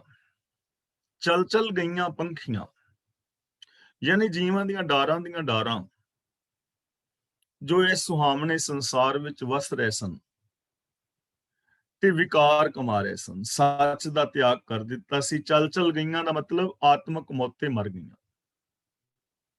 ਸੋ ਜੀਵਿਆ ਜਿਸ ਮਨ ਵਸਿਆ ਸੋਏ। ਅਸਲ ਜਿਉਂਦਾ ਇਨਸਾਨ ਉਹ ਹੈ ਜਿਹਦੇ ਮਨ ਦੇ ਅੰਦਰ ਸੱਚ ਵਸ ਗਿਆ, ਜੋ ਸੱਚ ਦੇ ਨਾਲ ਜੁੜ ਗਿਆ। ਆਖਾਂ ਜੀਵਾਂ ਵਿਸਰੈ ਮਰ ਜਾਉ, ਜਾਂ ਮਰਣੰ ਵਿਸਰਣੰ ਗੋਬਿੰਦੈ ਜੀਵਨੰ ਹਰ ਨਾਮ ਧਿਆਵਣੇ। ਤਾਂ ਜਿਨ੍ਹਾਂ ਨੇ ਸੱਚ ਦਾ ਤਿਆਗ ਕਰ ਦਿੱਤਾ ਉਹ ਅਨੇਕਾਂ ਲੋਕ ਚਲੇ ਗਏ। ਸਰ ਭਰਿਆ ਭੀ ਚਲਸੀ, ਜਿਹੜਾ ਹੁਣ ਭਰਿਆ ਹੋਇਆ ਸਰੋਵਰ ਹੈ, ਹੁਣ ਅਸੀਂ ਜੀ ਰਹੇ ਹਾਂ। ਜੇ ਅਸੀਂ ਸੱਚ ਦੇ ਨਾਲੋਂ ਟੁੱਟ ਜਾਵਾਂਗੇ ਤੇ ਅਸੀਂ ਵੀ ਚਲੇ ਜਾਵਾਂਗੇ, ਸਾਡੀ ਵੀ ਮੌਤ ਹੋ ਜਾਏਗੀ। ਜੇ ਸੱਚ ਨਾਲੋਂ ਟੁੱਟਿਆ, ਰੱਬੀ ਰਜ਼ਾ ਨਾਲੋਂ, ਰੱਬੀ ਗੁਣਾਂ ਨਾਲੋਂ ਟੁੱਟਿਆ, ਇਨਸਾਨੀਅਤ ਮੌਤ ਹੋ ਜਾਂਦੀ ਹੈ ਨਾ, ਤਾਂ ਜੇ ਇੱਕ ਦੀ ਹੁੰਦੀ ਹੈ ਤੇ ਦੂਜਾ ਟੁੱਟੇਗਾ, ਉਹਦੀ ਵੀ ਹੋ ਜਾਏਗੀ। ਜੇ ਮੇਰਾ ਪੜੋਸੀ ਜਿਹੜਾ ਸੱਚ ਨਾਲੋਂ ਟੁੱਟਿਆ, ਉਹ ਆਤਮਕ ਮੌਤ ਤੇ ਮਰ ਗਿਆ, ਤਾਂ ਜੇ ਮੈਂ ਸੱਚ ਨਾਲੋਂ ਟੁੱਟਾਂਗਾ ਤਾਂ ਮੈਂ ਵੀ ਆਤਮਕ ਮੌਤ ਤੇ ਮਰ ਜਾਵਾਂਗਾ, ਮੇਰੇ ਅੰਦਰੋਂ ਵੀ ਇਨਸਾਨੀਅਤ ਮਰ ਜਾਏਗੀ। ਸਰ ਭਰਿਆ ਭੀ ਚਲਸੀ, ਜਿਹੜਾ ਭਰਿਆ ਹੋਇਆ ਸਰੋਵਰ ਹੈ, ਰੌਣਕ ਲੱਗੀ ਹੈ। ਜੇ ਇਹ ਲੋਕ ਸੱਚ ਦੇ ਨਾਲੋਂ ਟੁੱਟ ਜਾਣਗੇ ਤਾਂ ਇਹ ਵੀ ਆਤਮਕ ਮੌਤ ਸਹੇੜ ਲੈਣਗੇ। ਥੱਕੇ ਕਵਲ ਇਕੱਲ, ਥੱਕੇ ਦਾ ਮਤਲਬ ਟਿਕ ਗਏ, ਕਵਲ ਦਾ ਮਤਲਬ ਕਵਲ, ਇਕੱਲ ਦਾ ਮਤਲਬ ਇਕੱਲੇ। ਤੇ ਕਵਲ ਸ਼ਬਦ ਇੱਥੇ ਵਰਤਿਆ ਗਿਆ ਹੈ ਨਿਰਲੇਪਤਾ ਵਾਸਤੇ, ਕਿਉਂਕਿ ਪਾਣੀ ਦੇ ਵਿੱਚ ਰਹਿੰਦਾ, ਚਿੱਕੜ ਦੇ ਵਿੱਚ ਰਹਿੰਦਾ ਕਮਲ ਦਾ ਜਿਹੜਾ ਫੁੱਲ ਹੈ, ਪਾਣੀ ਵਿੱਚ ਡੁੱਬਦਾ ਨਹੀਂ। ਜੈਸੇ ਜਲ ਮੇਂ ਕਮਲ ਨਿਰਾਲਮ। ਥੱਕੇ ਦਾ ਮਤਲਬ ਟਿਕ ਗਏ। ਜਿਹੜੇ ਨਿਰਲੇਪ ਸਨ ਇਸ ਦੁਨੀਆ ਵਿੱਚ ਰਹਿੰਦੇ ਆ, ਉਹ ਟਿਕੇ ਰਹਿ ਗਏ। ਸਿਰਫ ਉਹਨਾਂ ਦਾ ਆਤਮਿਕ ਜੀਵਨ ਬਚ ਗਿਆ, ਉਹਨਾਂ ਦਾ ਆਤਮਿਕ ਜੀਵਨ ਬਚ ਗਿਆ, ਜੋ ਕਮਲ ਦੀ ਤਰ੍ਹਾਂ ਇਸ ਦੁਨੀਆ ਦੇ ਵਿੱਚ ਨਿਰਲੇਪ ਰਹੇ। ਤੇ ਹਕੀਕਤ ਹੈ, ਜਦੋਂ ਅਸੀਂ ਨਿਰਪੱਖਤਾ ਦੇ ਨਾਲ ਇਸ ਸੰਸਾਰ ਵੱਲ ਇੱਕ ਝਾਤ ਮਾਰਾਂਗੇ ਤਾਂ ਸਾਨੂੰ ਚੌਗਿਰਦੇ ਐਸੀਆਂ ਘਟਨਾਵਾਂ ਵਾਪਰੀਆਂ ਹੋਈਆਂ ਜਾਂ ਵਾਪਰਦੀਆਂ ਦਿਸਣਗੀਆਂ, ਜਿਹੜੇ ਵੀ ਇਨਸਾਨ ਅਨੇਕਾਂ ਸੰਸਾਚਦਾਂ ਨਾਲ ਟੁੱਟੇ ਤਾਂ ਉਹਨਾਂ ਦੇ ਅੰਦਰ ਇਨਸਾਨੀਅਤ ਨਾ ਰਹੀ, ਖੁਸ਼ੀਆਂ ਨਾ ਰਹੀਆਂ। ਅਨੇਕਾਂ ਪਰਿਵਾਰ, ਅਨੇਕਾਂ ਘਰ, ਅਨੇਕਾਂ ਜੀਵਨ ਇਸ ਆਤਮਿਕ ਮੌਤ ਦਾ ਸ਼ਿਕਾਰ ਹੋ ਗਏ। ਜੇ ਅਸੀਂ ਐਸੀ ਜ਼ਿੰਦਗੀ ਜੀਵਾਂਗੇ ਤੇ ਅਸੀਂ ਵੀ ਐਸਾ ਸ਼ਿਕਾਰ ਆਤਮਿਕ ਮੌਤ ਦਾ ਹੋ ਜਾਵਾਂਗੇ। ਕੇਵਲ ਉਹ ਬਚਣਗੇ ਜਿਹੜੇ ਕੰਵਲ ਦੀ ਤਰ੍ਹਾਂ ਨਿਰਲੇਪ ਨੇ, ਮੇਰ ਤੇਰ ਦੇ ਵਿਤਕਰੇ ਤੋਂ ਨਿਰਲੇਪ ਨੇ, ਆਪਣੇ ਪਰਾਏ ਦੇ ਭੇਦ ਭਾਵ ਤੋਂ ਨਿਰਲੇਪ ਨੇ, ਜਿਹੜੇ ਵਿਕਾਰਾਂ ਤੋਂ ਨਿਰਲੇਪ ਨੇ, ਜੋ ਮਨ ਬਚਨ ਕਰਮ ਕਰਕੇ ਸੱਚ ਦੇ ਰਾਹ ਤੇ ਚੱਲ ਰਹੇ ਨੇ। ਉਹ ਕਵਲ ਜਿਹੜੇ ਨੇ, ਉਹ ਜਿਹੜੇ ਨਿਰਲੇਪ ਲੋਕ ਨੇ, ਉਹ ਆਤਮਿਕ ਮੌਤ ਤੇ ਮਰਨੋਂ ਬਚ ਗਏ, ਉਹਨਾਂ ਨੂੰ ਆਤਮਿਕ ਜੀਵਨ ਮਿਲਿਆ, ਉਹ ਰੱਬੀ ਰਜ਼ਾ ਦੇ ਅੰਦਰ ਟਿਕੇ ਰਹੇ। ਤਾਂ ਇੱਥੋਂ ਸਾਨੂੰ ਜੀਵਨ ਦੀ ਸੇਧ ਮਿਲ ਰਹੀ ਹੈ ਕਿ ਅਸੀਂ ਸੱਚ ਦੇ ਨਾਲ ਜੇ ਜੁੜੇ ਰਹਾਂਗੇ ਤਾਂ ਸਾਡਾ ਆਤਮਿਕ ਜੀਵਨ ਬਚ ਸਕਦਾ ਹੈ। ਇਹ ਪੋਸੀਬਿਲਿਟੀ ਸਾਰਿਆਂ ਦੇ ਅੰਦਰ ਮੌਜੂਦ ਹੈ। ਫਰੀਦਾ ਇੱਟ ਸਿਰਾਣੇ ਭੋਏ ਸਵਣ, ਕੀੜਾ ਲੜਿਓ ਮਾਸ, ਕੇਤੜਿਆਂ ਜੁਗ ਵਾਪਰੇ, ਇਕਤ ਪਿਆਂ ਪਾਸ। ਇਕਤ ਪਿਆਂ ਪਾਸ, ਇੱਟ ਸਿਰਾਣਾ। ਇੱਟ ਸਿਰਾਣਾ ਦਾ ਮਤਲਬ ਸਿਰਾਣੇ ਥੱਲੇ ਇੱਟ ਆਏਗੀ। ਹੁਣ ਮਖਮਲੀ ਗਦੇਲਿਆਂ ਤੇ ਅਸੀਂ ਸੌਂਦੇ ਆ, ਚੰਗੇ ਚੰਗੇ ਨਰਮ ਸਿਰਾਣੇ, ਕਈ ਵਾਰੀ ਬੰਦਾ ਦੋ ਦੋ ਸਿਰਾਣੇ ਵੀ ਲੈਂਦਾ ਹੈ, ਔਰ ਚੰਗੇ ਪਲੰਘਾਂ ਦੇ ਉੱਤੇ, ਚੰਗੇ ਕੀਮਤੀ ਬੈਡਾਂ ਦੇ ਉੱਤੇ ਸੌਂਦਾ ਹੈ, ਸੈਨੀਟਾਈਜ਼ ਕਰਦਾ ਹੈ, ਮੱਖੀ ਮੱਛਰ ਨੂੰ ਮਾਰਦਾ ਹੈ, ਜਾਲੀਆਂ ਵਾਲੇ ਦਰਵਾਜ਼ੇ ਨੇ ਕਿ ਕੋਈ ਕੀੜਾ ਮਕੌੜਾ, ਮੱਖੀ ਮੱਛਰ ਅੰਦਰ ਨਾ ਆਵੇ, ਸਾਫ਼ ਸਫਾਈ ਰੱਖਦਾ ਹੈ। ਔਰ ਹਰ ਇਨਸਾਨ ਦਾ ਹੱਕ ਵੀ ਹੈ, ਫਰਜ਼ ਵੀ ਹੈ ਕਿ ਉਹ ਆਪਣੇ ਸਾਫ਼ ਸਫਾਈ ਚੌਗਿਰਦੇ ਰੱਖੇ, ਆਪਣੇ ਸਰੀਰ ਦੀ ਸੰਭਾਲ ਕਰੇ। ਇਹ ਹਰ ਇੱਕ ਦਾ ਫਰਜ਼ ਹੈ। ਪਰ ਬਾਬਾ ਫਰੀਦ ਜੀ ਕਹਿੰਦੇ ਨੇ ਵੀ ਦੇਖ, ਕਿੰਨੀ ਤੂੰ ਖੁਸ਼ਹਾਲੀ ਵਾਲੀ, ਖੁਸ਼ੀ ਵਾਲੀ, ਸੁੱਖਾਂ ਵਾਲੀ ਜ਼ਿੰਦਗੀ ਜੀ ਰਿਹਾ, ਪਰ ਸਰੀਰਕ ਤੌਰ ਤੇ, ਸਰੀਰਕ ਤਲ ਤੇ ਹੀ ਤੂੰ ਜੀਵੀ ਜਾ ਰਿਹਾ ਹੈ। ਤਾਂ ਇੱਕ ਦਿਨ ਐਸਾ ਵੀ ਆਉਣਾ ਹੈ ਕਿ ਤੇਰੇ ਸਿਰਾਣੇ ਥੱਲੇ ਜੀਵ ਪੰਛੀਆਂ ਦੀਆਂ ਤੁਰੀਆਂ ਜਾ ਰਹੀਆਂ ਡਾਰਾਂ ਵਾਂਗ, ਜਦੋਂ ਤੇਰੀ ਵਾਰੀ ਆਏਗੀ, ਡਾਰਾਂ ਦੀਆਂ ਡਾਰਾਂ ਚਲੀਆਂ ਗਈਆਂ ਨਾ, ਤਾਂ ਪਰੋਸੀ ਕੇ ਜੋ ਹੁਆ ਤੂੰ ਆਪਣੇ ਪੀ ਜਾਨ, ਜੋ ਕੁਛ ਗੁਆਂਢੀ ਦੇ ਘਰ ਵਿੱਚ ਹੋਇਆ ਮੇਰੇ ਘਰ ਵਿੱਚ ਵੀ ਵਾਪਰੇਗਾ। ਅੱਜ ਜੇ ਗੁਆਂਢੀ ਦੇ ਘਰ ਵਿੱਚ ਖੁਸ਼ੀ, ਤੇ ਕੱਲ ਨੂੰ ਖੁਸ਼ੀ ਮੇਰੇ ਘਰ ਵਿੱਚ ਵੀ ਆ ਸਕਦੀ ਹੈ। ਤੇ ਅੱਜ ਜੇ ਗੁਆਂਢੀ ਦੇ ਘਰ ਦੇ ਅੰਦਰ ਸੋਗ ਹੈ ਤਾਂ ਉਹ ਸੋਗ ਕੱਲ ਨੂੰ ਮੇਰੇ ਘਰ ਵਿੱਚ ਵੀ ਆ ਸਕਦਾ ਹੈ। ਜੇ ਗੁਆਂਢੀ ਬੰਦਾ ਚੰਗੇ ਕੰਮ ਕਰਦਾ ਹੈ ਤੇ ਮੈਂ ਵੀ ਉਹਨੂੰ ਵੇਖ ਕੇ ਚੰਗੇ ਕਰਮ ਸ਼ੁਰੂ ਕਰ ਦੇਣਾ। ਜੇ ਉਹ ਚੰਗੇ ਕਰਮ ਕਰਕੇ ਸੁਖੀ ਤੇ ਸ਼ਾਂਤ ਹੈ ਤਾਂ ਮੈਂ ਵੀ ਚੰਗੇ ਕੰਮ ਕਰਕੇ ਸੁਖੀ ਤੇ ਸ਼ਾਂਤ ਹੋ ਸਕਦਾ ਹਾਂ, ਮੇਰੇ ਘਰ ਵਿੱਚ ਵੀ ਹੋ ਸਕਦਾ ਹੈ।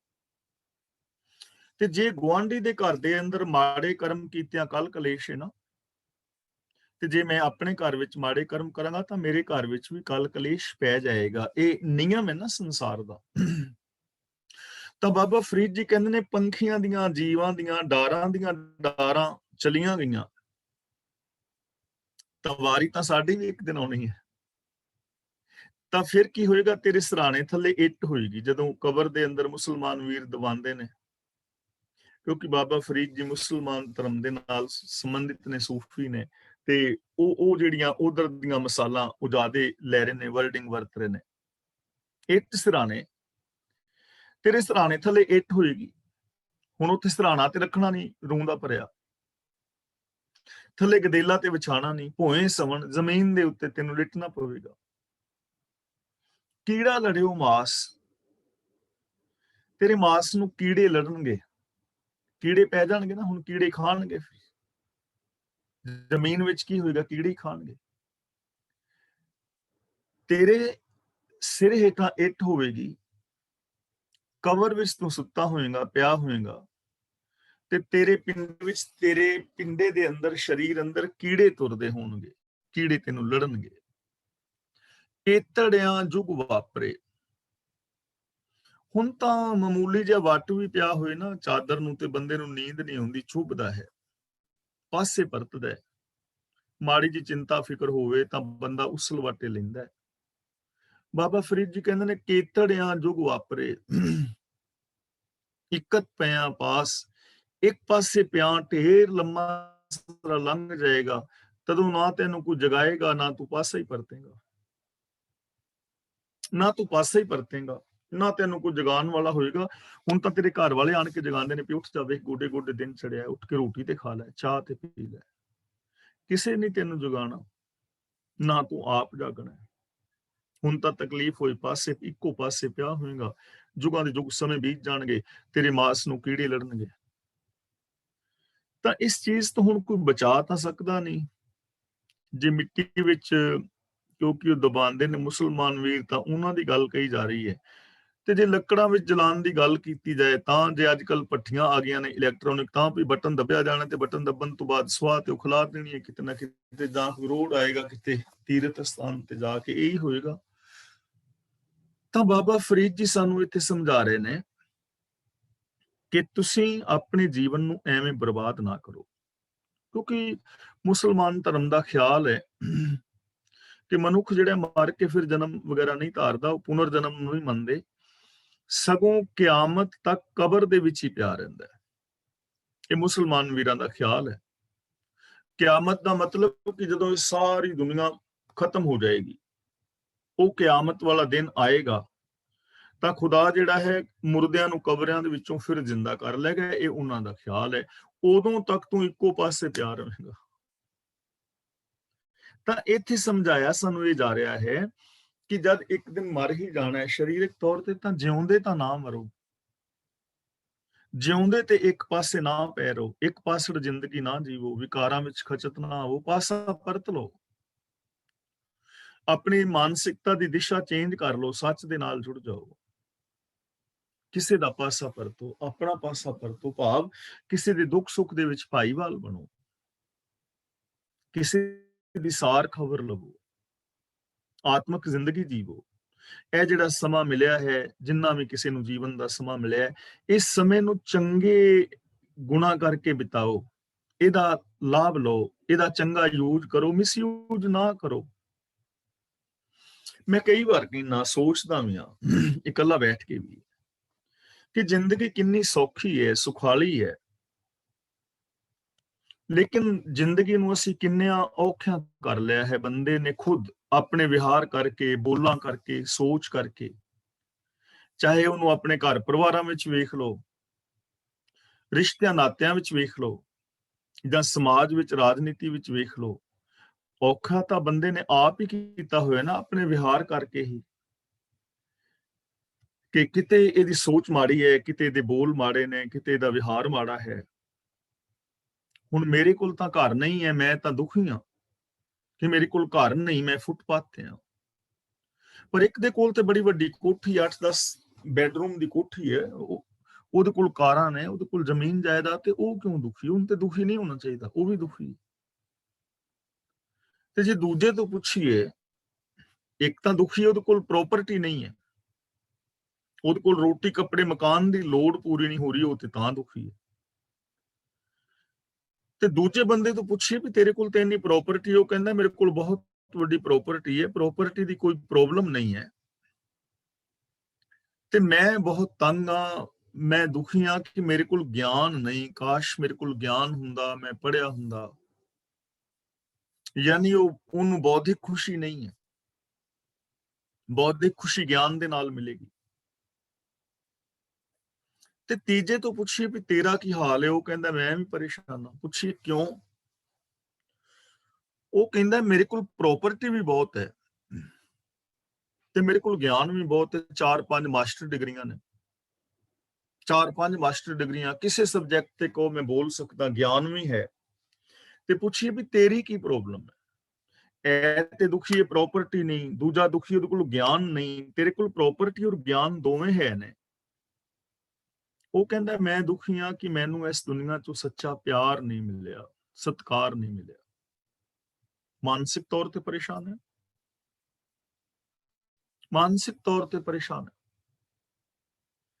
ਹੁਣ ਉਹ ਬੰਦਾ ਵੀ ਦੁਖੀ ਹੈ, ਇਹਦਾ ਮਤਲਬ ਉਹ ਮਾਨਸਿਕ ਤੌਰ ਤੇ ਪਰੇਸ਼ਾਨ। ਸਰੀਰਕ ਤੌਰ ਤੇ ਸੁੱਖ ਵਾਸਤੇ ਸਾਡੇ ਕੋਲ ਪ੍ਰੋਪਰਟੀ ਚਾਹੀਦੀ ਹੈ, ਪੈਸਾ ਚਾਹੀਦਾ ਹੈ, ਰੋਟੀ ਕੱਪੜੇ ਮਕਾਨ ਦੀਆਂ ਲੋੜਾਂ ਪੂਰੀਆਂ ਹੋਣ।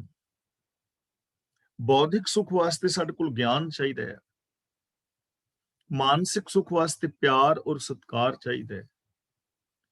ਤੇ ਜੇ ਚੌਥੇ ਬੰਦੇ ਤੋਂ ਪੁੱਛੇ ਵੀ ਤੇਰਾ ਕੀ ਹਾਲ ਹੈ, ਉਹ ਕਹਿੰਦਾ ਮੇਰਾ ਵੀ ਹਾਲ ਤੁਹਾਡੇ ਵਾਲਾ ਹੀ ਹੈ। ਉਹਨੂੰ ਪੁੱਛੇ ਵੀ ਤੈਨੂੰ ਕੀ ਪ੍ਰੋਬਲਮ ਹੈ, ਉਹ ਕਹਿੰਦਾ ਮੇਰੇ ਕੋਲ ਪ੍ਰੋਪਰਟੀ ਵੀ ਹੈ, ਗਿਆਨ ਵੀ ਹੈ, ਤੇ ਮੈਨੂੰ ਮਾਨ ਸਤਿਕਾਰ ਵੀ ਮਿਲਦਾ ਹੈ।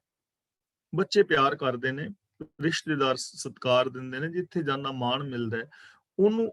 ਲੇਕਿਨ ਕਹਿੰਦਾ ਕਿ ਫਿਰ ਵੀ ਇੰਜ ਪ੍ਰਤੀਤ ਹੁੰਦਾ ਵੀ ਦੁਨੀਆ ਕੁਛ ਨਹੀਂ, ਰੱਬ ਚੁੱਕ ਹੀ ਲਵੇ, ਠੀਕ ਹੈ, ਮੈਨੂੰ ਫਿਰ ਵੀ ਮਤਲਬ ਪਰੇਸ਼ਾਨ ਆ। ਤਾਂ ਇਹਦਾ ਮਤਲਬ ਕਿਤੇ ਨਾ ਕਿਤੇ ਇਕੱਲਤਾ, ਈਗੋ, ਵਖੇਵਾ, ਯਾਨੀ ਉਹ ਸਮੁੱਚਤਾ ਦੇ ਵਿੱਚ ਜਦੋਂ ਬੰਦਾ ਮਿਲ ਜਾਂਦਾ ਨਾ, ਜਿਹਨੂੰ ਅਸੀਂ ਪ੍ਰਭੂ ਮਿਲਾਪ ਕਹਿੰਦੇ ਆ, ਉਦੋਂ ਬੰਦਾ ਪਰਮ ਸ਼ਾਂਤ ਹੋ ਜਾਂਦਾ। ਜਦੋਂ ਗੁਣਾਂ ਦੇ ਵਿੱਚ ਉਹਦੀ ਸੁਰਤ ਜਿਹੜੀ ਲੀਨ ਹੋ ਜਾਂਦੀ ਹੈ, ਤਾਂ ਇਹ ਜ਼ਿੰਦਗੀ ਸਾਡੀ ਐਵੇਂ ਬੀਤ ਰਹੀ ਹੈ। ਤਾਂ ਬਾਬਾ ਫਰੀਦ ਜੀ ਕਹਿੰਦੇ ਨੇ ਵੀ ਇਸ ਜੀਵਨ ਨੂੰ ਸਫਲ ਕਰੋ। ਹੁਣ ਗੁਰਬਾਣੀ ਨੇ ਸਾਨੂੰ ਇਹ ਚਾਰੇ ਸੁੱਖ ਮਾਣਨ ਵਾਸਤੇ ਬੜੇ ਸੋਹਣੇ ਸਾਧਨ ਦਿੱਤੇ ਨੇ, ਸੌਖੇ। ਜਿੱਥੋਂ ਤੱਕ ਪ੍ਰੋਪਰਟੀ ਦੀ ਗੱਲ ਹੈ, ਉੱਥੋਂ ਤੱਕ ਗੁਰੂ ਸਾਹਿਬ ਨੇ ਕਿਰਤ ਦਾ ਸਿਧਾਂਤ ਦਿੱਤਾ ਹੈ। ਉਦਮ ਕਰੇਂਦਿਆਂ ਜੀਓ ਤੂੰ, ਕਮਾਵੰਦਿਆਂ ਸੁਖ ਪੁੰਚ, ਧਿਆਏਂਦਿਆਂ ਤੂੰ ਪ੍ਰਭੂ ਮਿਲ, ਨਾਨਕ ਉਤਰੀ ਚਿੰਤ। ਕਿ ਉਦਮ ਕਰੋ, ਕਿਰਤ ਕਰੋ, ਤੇ ਉਹਦੇ ਨਾਲ ਆਪਣਾ ਰੋਟੀ ਕੱਪੜੇ ਮਕਾਨ ਦੀ ਲੋੜ ਪੂਰੀ ਹੋਏਗੀ, ਸਰੀਰਕ ਸੁੱਖ ਪੈਦਾ ਹੋਏਗਾ। ਬੌਧਿਕ ਸੁੱਖ ਵਾਸਤੇ ਗਿਆਨ ਹਾਸਲ ਕਰੋ, ਤੁਸੀਂ ਸਕੂਲਾਂ ਵਿੱਚ ਪੜ੍ਹਾਈ ਕਰੋ। ਤੇ ਜਿਹੜੇ ਅਸੀਂ ਹੁਣ ਸਕੂਲ ਵਗੈਰਾ ਛੱਡ ਬੈਠੇ ਹਾਂ, ਜਾਂ ਸਾਡੀ ਏਜ ਤੇ ਅਸੀਂ ਕਵੀ ਹੁਣ ਅਸੀਂ ਗਿਆਨ ਕਿਵੇਂ, ਤਾਂ ਅਸੀਂ ਹੁਣ ਵੀ ਗਿਆਨ ਹਾਸਲ ਕਰ ਸਕਦੇ ਹਾਂ। ਬਹੁਤ ਸਾਰੀਆਂ ਪੁਸਤਕਾਂ ਨੇ, ਹੁਣ ਤਾਂ ਸਗੋਂ ਸਾਡੇ ਕੋਲ ਟਾਈਮ ਜ਼ਿਆਦਾ ਹੈ। ਅਸੀਂ ਰਿਟਾਇਰ ਹਾਂ, ਜਿਹੜੇ ਰਿਟਾਇਰਡ ਲੋਕ ਨੇ ਉਹਨਾਂ ਕੋਲ ਤੇ ਟਾਈਮ ਹੋਰ ਸਗੋਂ ਜ਼ਿਆਦਾ ਹੈ। ਜਨਰਲ ਨੌਲੇਜ ਦੀਆਂ ਪੁਸਤਕਾਂ ਪੜ੍ਹ ਲਓ, YouTube ਦੇ ਉੱਤੇ ਬਹੁਤ ਕੁਝ ਸਿੱਖਣ ਵਾਸਤੇ ਪਿਆ ਹੈ। ਗੁਰਬਾਣੀ ਪੜ੍ਹੋ, ਗੁਰਬਾਣੀ ਦੇ ਅਰਥ ਭਾਵ ਪੜ੍ਹੋ, ਸਿੱਖ ਇਤਿਹਾਸ ਪੜ੍ਹੋ, ਹੋਰ ਧਰਮ ਬਾਰੇ ਜਾਣਕਾਰੀ ਜਿੰਨਾ ਮਰਜ਼ੀ ਨੌਲੇਜ ਪੜ੍ਹ ਲਓ। ਸਾਈਕੋਲੋਜੀ ਦੀਆਂ ਪੁਸਤਕਾਂ ਨੇ, ਉਹ ਪੜ੍ਹੋ, ਤਾਂ ਬੌਧਿਕ ਸੁੱਖ ਮਿਲੇਗਾ ਨਾ, ਗਿਆਨ ਹਾਸਲ ਹੋਏਗਾ। ਜ਼ਰੂਰੀ ਨਹੀਂ ਕਿ ਡਿਗਰੀ ਹੀ ਹੋਏ, ਗਿਆਨ ਤੁਹਾਨੂੰ ਹੋਏਗਾ। ਤੀਜਾ ਹੈ ਕਿ ਪ੍ਰੇਮ, ਆਦਰ ਔਰ ਸਤਿਕਾਰ। ਦੇਖੋ, ਪ੍ਰੇਮ ਕਦੇ ਮੰਗਿਆ ਨਹੀਂ ਮਿਲਦਾ, ਸਤਿਕਾਰ ਮੰਗਿਆ ਨਹੀਂ ਮਿਲਦਾ। ਇਹ ਚੀਜ਼ਾਂ ਆਟੋਮੈਟਿਕਲੀ ਮਿਲਦੀਆਂ ਨੇ। ਪ੍ਰੇਮ ਬਾਹਰੋਂ ਨਹੀਂ ਪਾਇਆ ਜਾਂਦਾ, ਪ੍ਰੇਮ ਅੰਦਰੋਂ ਪ੍ਰਗਟ ਹੁੰਦਾ ਹੈ। ਇੱਕ ਮੈਸੇਜ ਤੁਹਾਡੇ ਕੋਲ ਵੀ YouTube ਤੇ ਆਪਣਾ WhatsApp ਤੇ ਆਉਂਦਾ ਹੋਵੇਗਾ ਕਿ ਕਿਸੇ ਨੇ ਮੂਰਤੀਕਾਰ ਨੂੰ ਦਿਲ ਦੀ ਫੋਟੋ ਬਣਾਉਣ ਵਾਸਤੇ ਕਿਹਾ, ਤੇ ਉਸਨੇ ਦਿਲ ਦੀ ਫੋਟੋ ਬਣਾਈ, ਘਰ ਬਣਾਇਆ ਦਿਲ ਵਰਗਾ, ਲੇਕਿਨ ਉਹਨੂੰ ਦਰਵਾਜ਼ੇ ਨੂੰ ਬਾਹਰ ਕੁੰਡਾ ਨਹੀਂ ਲਗਾਇਆ,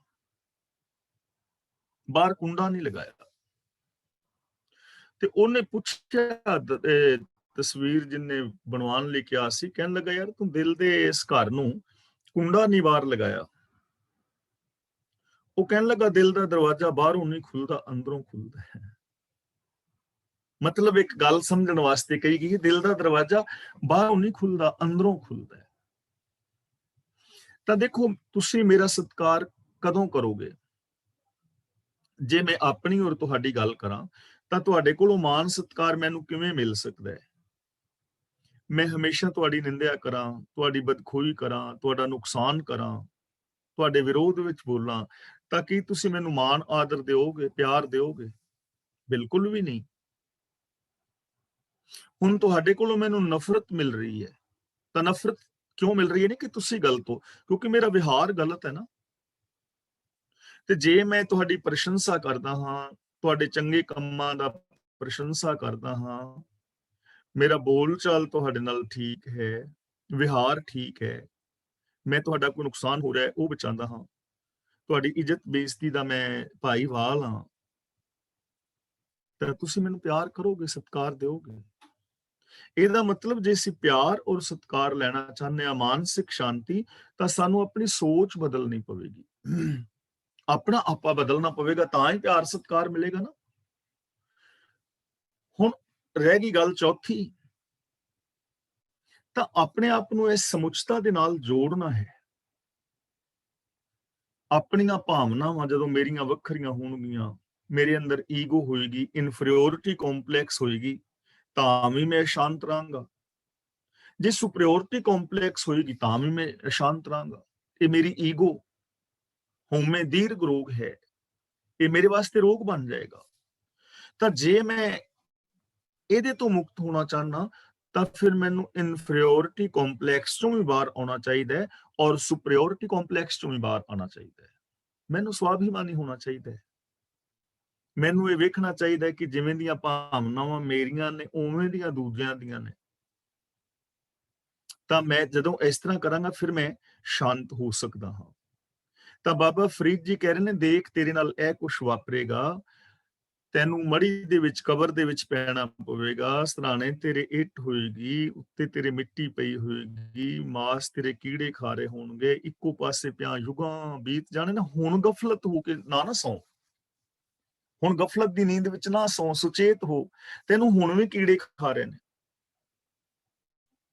ਅਕਾਮ ਕ੍ਰੋਧ ਆਦਿਕ। ਤੂੰ ਹੁਣ ਵੀ ਚਿੰਤਾ ਫਿਕਰ ਕਰਕੇ ਮਤਲਬ ਇੱਕੋ ਪਾਸੇ ਹੀ ਤੂੰ ਪਿਆ ਹੋਇਆ ਹੈ, ਵਿਕਾਰਾਂ ਦੇ ਵਿੱਚ ਹੀ ਤੂੰ ਗ੍ਰਸਤ ਹੈਗਾ। ਤਾਂ ਜ਼ਿੰਦਾ ਰਹਿੰਦਿਆਂ ਤਾਂ ਨਾ, ਜੇ ਜਿਉਂਦਾ ਹੈ ਤਾਂ ਜ਼ਿੰਦਾ ਹੋਣ ਦਾ ਸਬੂਤ ਵੀ ਪੇਸ਼ ਕਰਨਾ।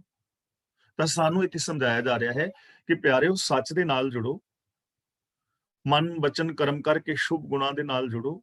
ਜਿਹੜਾ ਇਹ ਜੀਵਨ ਮਿਲਿਆ ਹੈ, ਇਹਨੂੰ ਐਵੇਂ ਬਰਬਾਦ ਨਾ ਕਰੋ, ਇਹਨੂੰ ਚੰਗੇ ਢੰਗ ਦੇ ਨਾਲ ਗੁਜ਼ਾਰੋ, ਇਹਨੂੰ ਚੰਗੇ ਢੰਗ ਦੇ ਨਾਲ ਗੁਜ਼ਾਰੋ।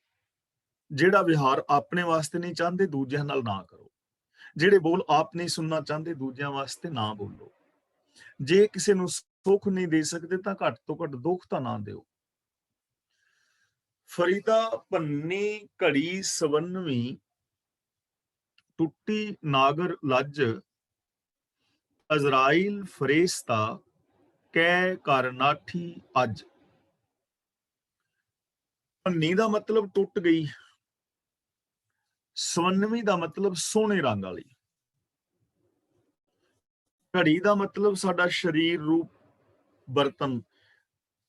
ਇੰਡੀਆ ਵਿੱਚ ਤੁਸੀਂ ਦੇਖਿਆ ਹੋਵੇਗਾ ਨਾ, ਪਾਣੀ ਭਰਨ ਵਾਸਤੇ ਘੜੇ ਹੁੰਦੇ ਸਨ ਵੱਡੇ, ਤੇ ਫਿਰ ਉਹਦੇ ਤੋਂ ਛੋਟੇ ਇੱਕ ਘੜਾ ਹੁੰਦਾ ਸੀ, ਉਹਨੂੰ ਘੜੀ ਕਹਿੰਦੇ ਸਨ। ਘੜੇ ਤੋਂ ਤੀਜਾ ਅੱਧਾ ਹਿੱਸਾ ਜਾਂ ਅੱਧੇ ਤੋਂ ਵੀ ਛੋਟੀ ਹੁੰਦੀ ਸੀ, ਤੇ ਬੀਬੀਆਂ ਪਾਣੀ ਭਰਨ ਜਾਂਦੀਆਂ ਹਨ, ਘੜਾ ਰੱਖਣਾ, ਉਹਦੇ ਉੱਤੇ ਨਿੱਕੀ ਘੜੀ ਭਰ ਕੇ ਰੱਖ ਲੈਣੀ। ਘੜੀ ਦਾ ਮਤਲਬ ਹੈ ਸਰੀਰ ਰੂਪੀ ਘੜੀ। ਭੰਨੀ ਦਾ ਮਤਲਬ ਭੱਜ ਗਈ, ਟੁੱਟ ਗਈ। ਟੂਟੀ ਨਾਗਰ ਲੱਜ, ਨਾਗਰ ਦਾ ਮਤਲਬ ਸੋਹਣੀ, ਲੱਜ ਦਾ ਮਤਲਬ ਰੱਸੀ। ਔਰ ਤੁਹਾਡੇ ਵਿੱਚੋਂ ਬਹੁਤਿਆਂ ਦੇ ਵਿੱਚੋਂ ਖੂਹਾਂ ਚੋਂ ਪਾਣੀ ਕੱਢਿਆ ਹੋਣਾ ਬਾਲਟੀਆਂ ਦੇ ਨਾਲ ਰੱਸੀਆਂ ਬੰਨ ਕੇ। ਕਈ ਲੋਕ ਘੜੀਆਂ ਦੇ ਨਾਲ ਰੱਸੀ ਬੰਨ ਲੈਂਦੇ ਸੀ, ਰਿਸ਼ਕ ਬਾਈ ਗੰਢ ਪਾ ਕੇ ਘੜੀ ਦੇ ਗਲ ਵਿੱਚ ਪਾ ਦੇਣੀ, ਤੇ ਉਸ ਘੜੀ ਨੂੰ ਫਿਰ ਪਾਣੀ ਦੇ ਵਿੱਚ ਡੋਬਣਾ, ਤੇ ਉਸ ਘੜੀ ਦੇ ਨਾਲ ਪਾਣੀ ਬਾਹਰ ਕੱਢਦੇ ਸੀ।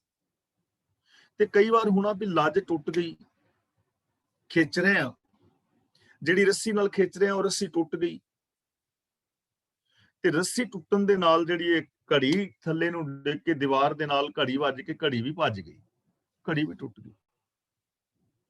ਤਾਂ ਬਾਬਾ ਫਰੀਦ ਜੀ ਕਹਿ ਰਹੇ ਨੇ, ਹੁਣ ਸਾਡੀ ਵੀ ਇੱਕ ਘੜੀ ਹੈ, ਇਹ ਸਰੀਰ ਘੜੀ, ਘੜਾ ਹੈ, ਘੜੀ ਕਹਿ ਲੋ, ਘੜਾ ਕਹਿ ਲੋ, ਇਹ ਵੀ ਇੱਕ ਲੱਜ ਦੇ ਨਾਲ ਵੱਜਾ ਹੋਇਆ ਹੈ। ਲੱਜ ਦਾ ਮਤਲਬ ਰੱਸੀ, ਤੇ ਉਹ ਰੱਸੀ ਕਿਹੜੀ? ਸਾਡੀ ਸਵਾਸਾਂ ਦੀ। ਸਵਾਸ ਆ ਰਹੇ ਨੇ, ਸਵਾਸ ਆ ਰਹੇ ਨੇ, ਇੱਕ ਰੱਸੀ ਹੈ, ਇੱਕ ਚੈਨ ਚੱਲਦੀ ਹੈ। ਅਸੀਂ ਜਿੰਦਾ ਹਾਂ। ਆਦਮੀ ਕਹਿੰਦੇ ਹੀ ਇਹਨੂੰ ਤਾਂ ਨੇ, ਆਦਮੀ। ਦਮ ਦਾ ਮਤਲਬ ਸਵਾਸ, ਆ ਦਾ ਮਤਲਬ ਆ ਰਿਹਾ ਹੈ, ਦਮ ਆ ਰਿਹਾ ਹੈ ਤਾਂ ਇਹ ਆਦਮੀ ਹੈ। ਤੇ ਜੇ ਦਮ ਆਉਣਾ ਬੰਦ ਹੋ ਜਾਏ ਤੇ ਫਿਰ ਮੁਰਦਾ ਹੋ ਜਾਂਦਾ। ਬੰਦਾ ਤੇ ਉਹੀ ਹੁੰਦਾ ਹੈ, ਸਵਾਸ ਆਉਣਾ, ਅੰਦਰਲਾ ਸਵਾਸ ਅੰਦਰ ਰਹਿ ਗਿਆ, ਬਾਹਰ ਨਹੀਂ ਆਇਆ ਤੇ ਬੰਦਾ ਮੁਰਦਾ, ਬਾਹਰ ਦਾ ਸਵਾਸ ਅੰਦਰ ਨਹੀਂ ਗਿਆ ਤੇ ਮੁਰਦਾ। ਦਮ ਦੇ ਸਿਰ ਤੇ ਆਦਮੀ ਹੈ ਨਾ। ਤਾਂ ਬਾਬਾ ਫਰੀਦ ਜੀ ਕਹਿੰਦੇ ਨੇ, ਹੇ ਫਰੀਦ ਵੇਖ, ਤੇਰੇ ਗੁਆਂਢ ਕਿਸੇ ਬੰਦੇ ਦਾ ਸਰੀਰ ਰੂਪੀ ਸੋਹਣੇ ਰੰਗ ਵਾਲਾ ਭਾਂਡਾ ਭੱਜ ਗਿਆ ਹੈ ਤੇ ਉਹਦੀ ਸਵਾਸਾਂ ਦੀ ਲੱਜ ਟੁੱਟ ਗਈ ਹੈ। ਵੇਖ, ਕਿਸੇ ਦਾ ਸਵਾਸਾਂ ਦੀ ਲੱਜ ਟੁੱਟ ਗਈ ਹੈ, ਸਵਾਸ ਆਉਣੇ ਬੰਦ ਹੋ ਗਏ ਨੇ ਤੇ ਉਹਦਾ ਬੜਾ ਸੋਹਣਾ ਸਰੀਰ ਜਿਹੜਾ ਹੈ ਉਹ ਟੁੱਟ ਗਿਆ ਹੈ, ਭੱਜ ਗਿਆ ਹੈ, ਭਾਵ ਉਹਦੀ ਮੌਤ ਹੋ ਗਈ ਹੈ।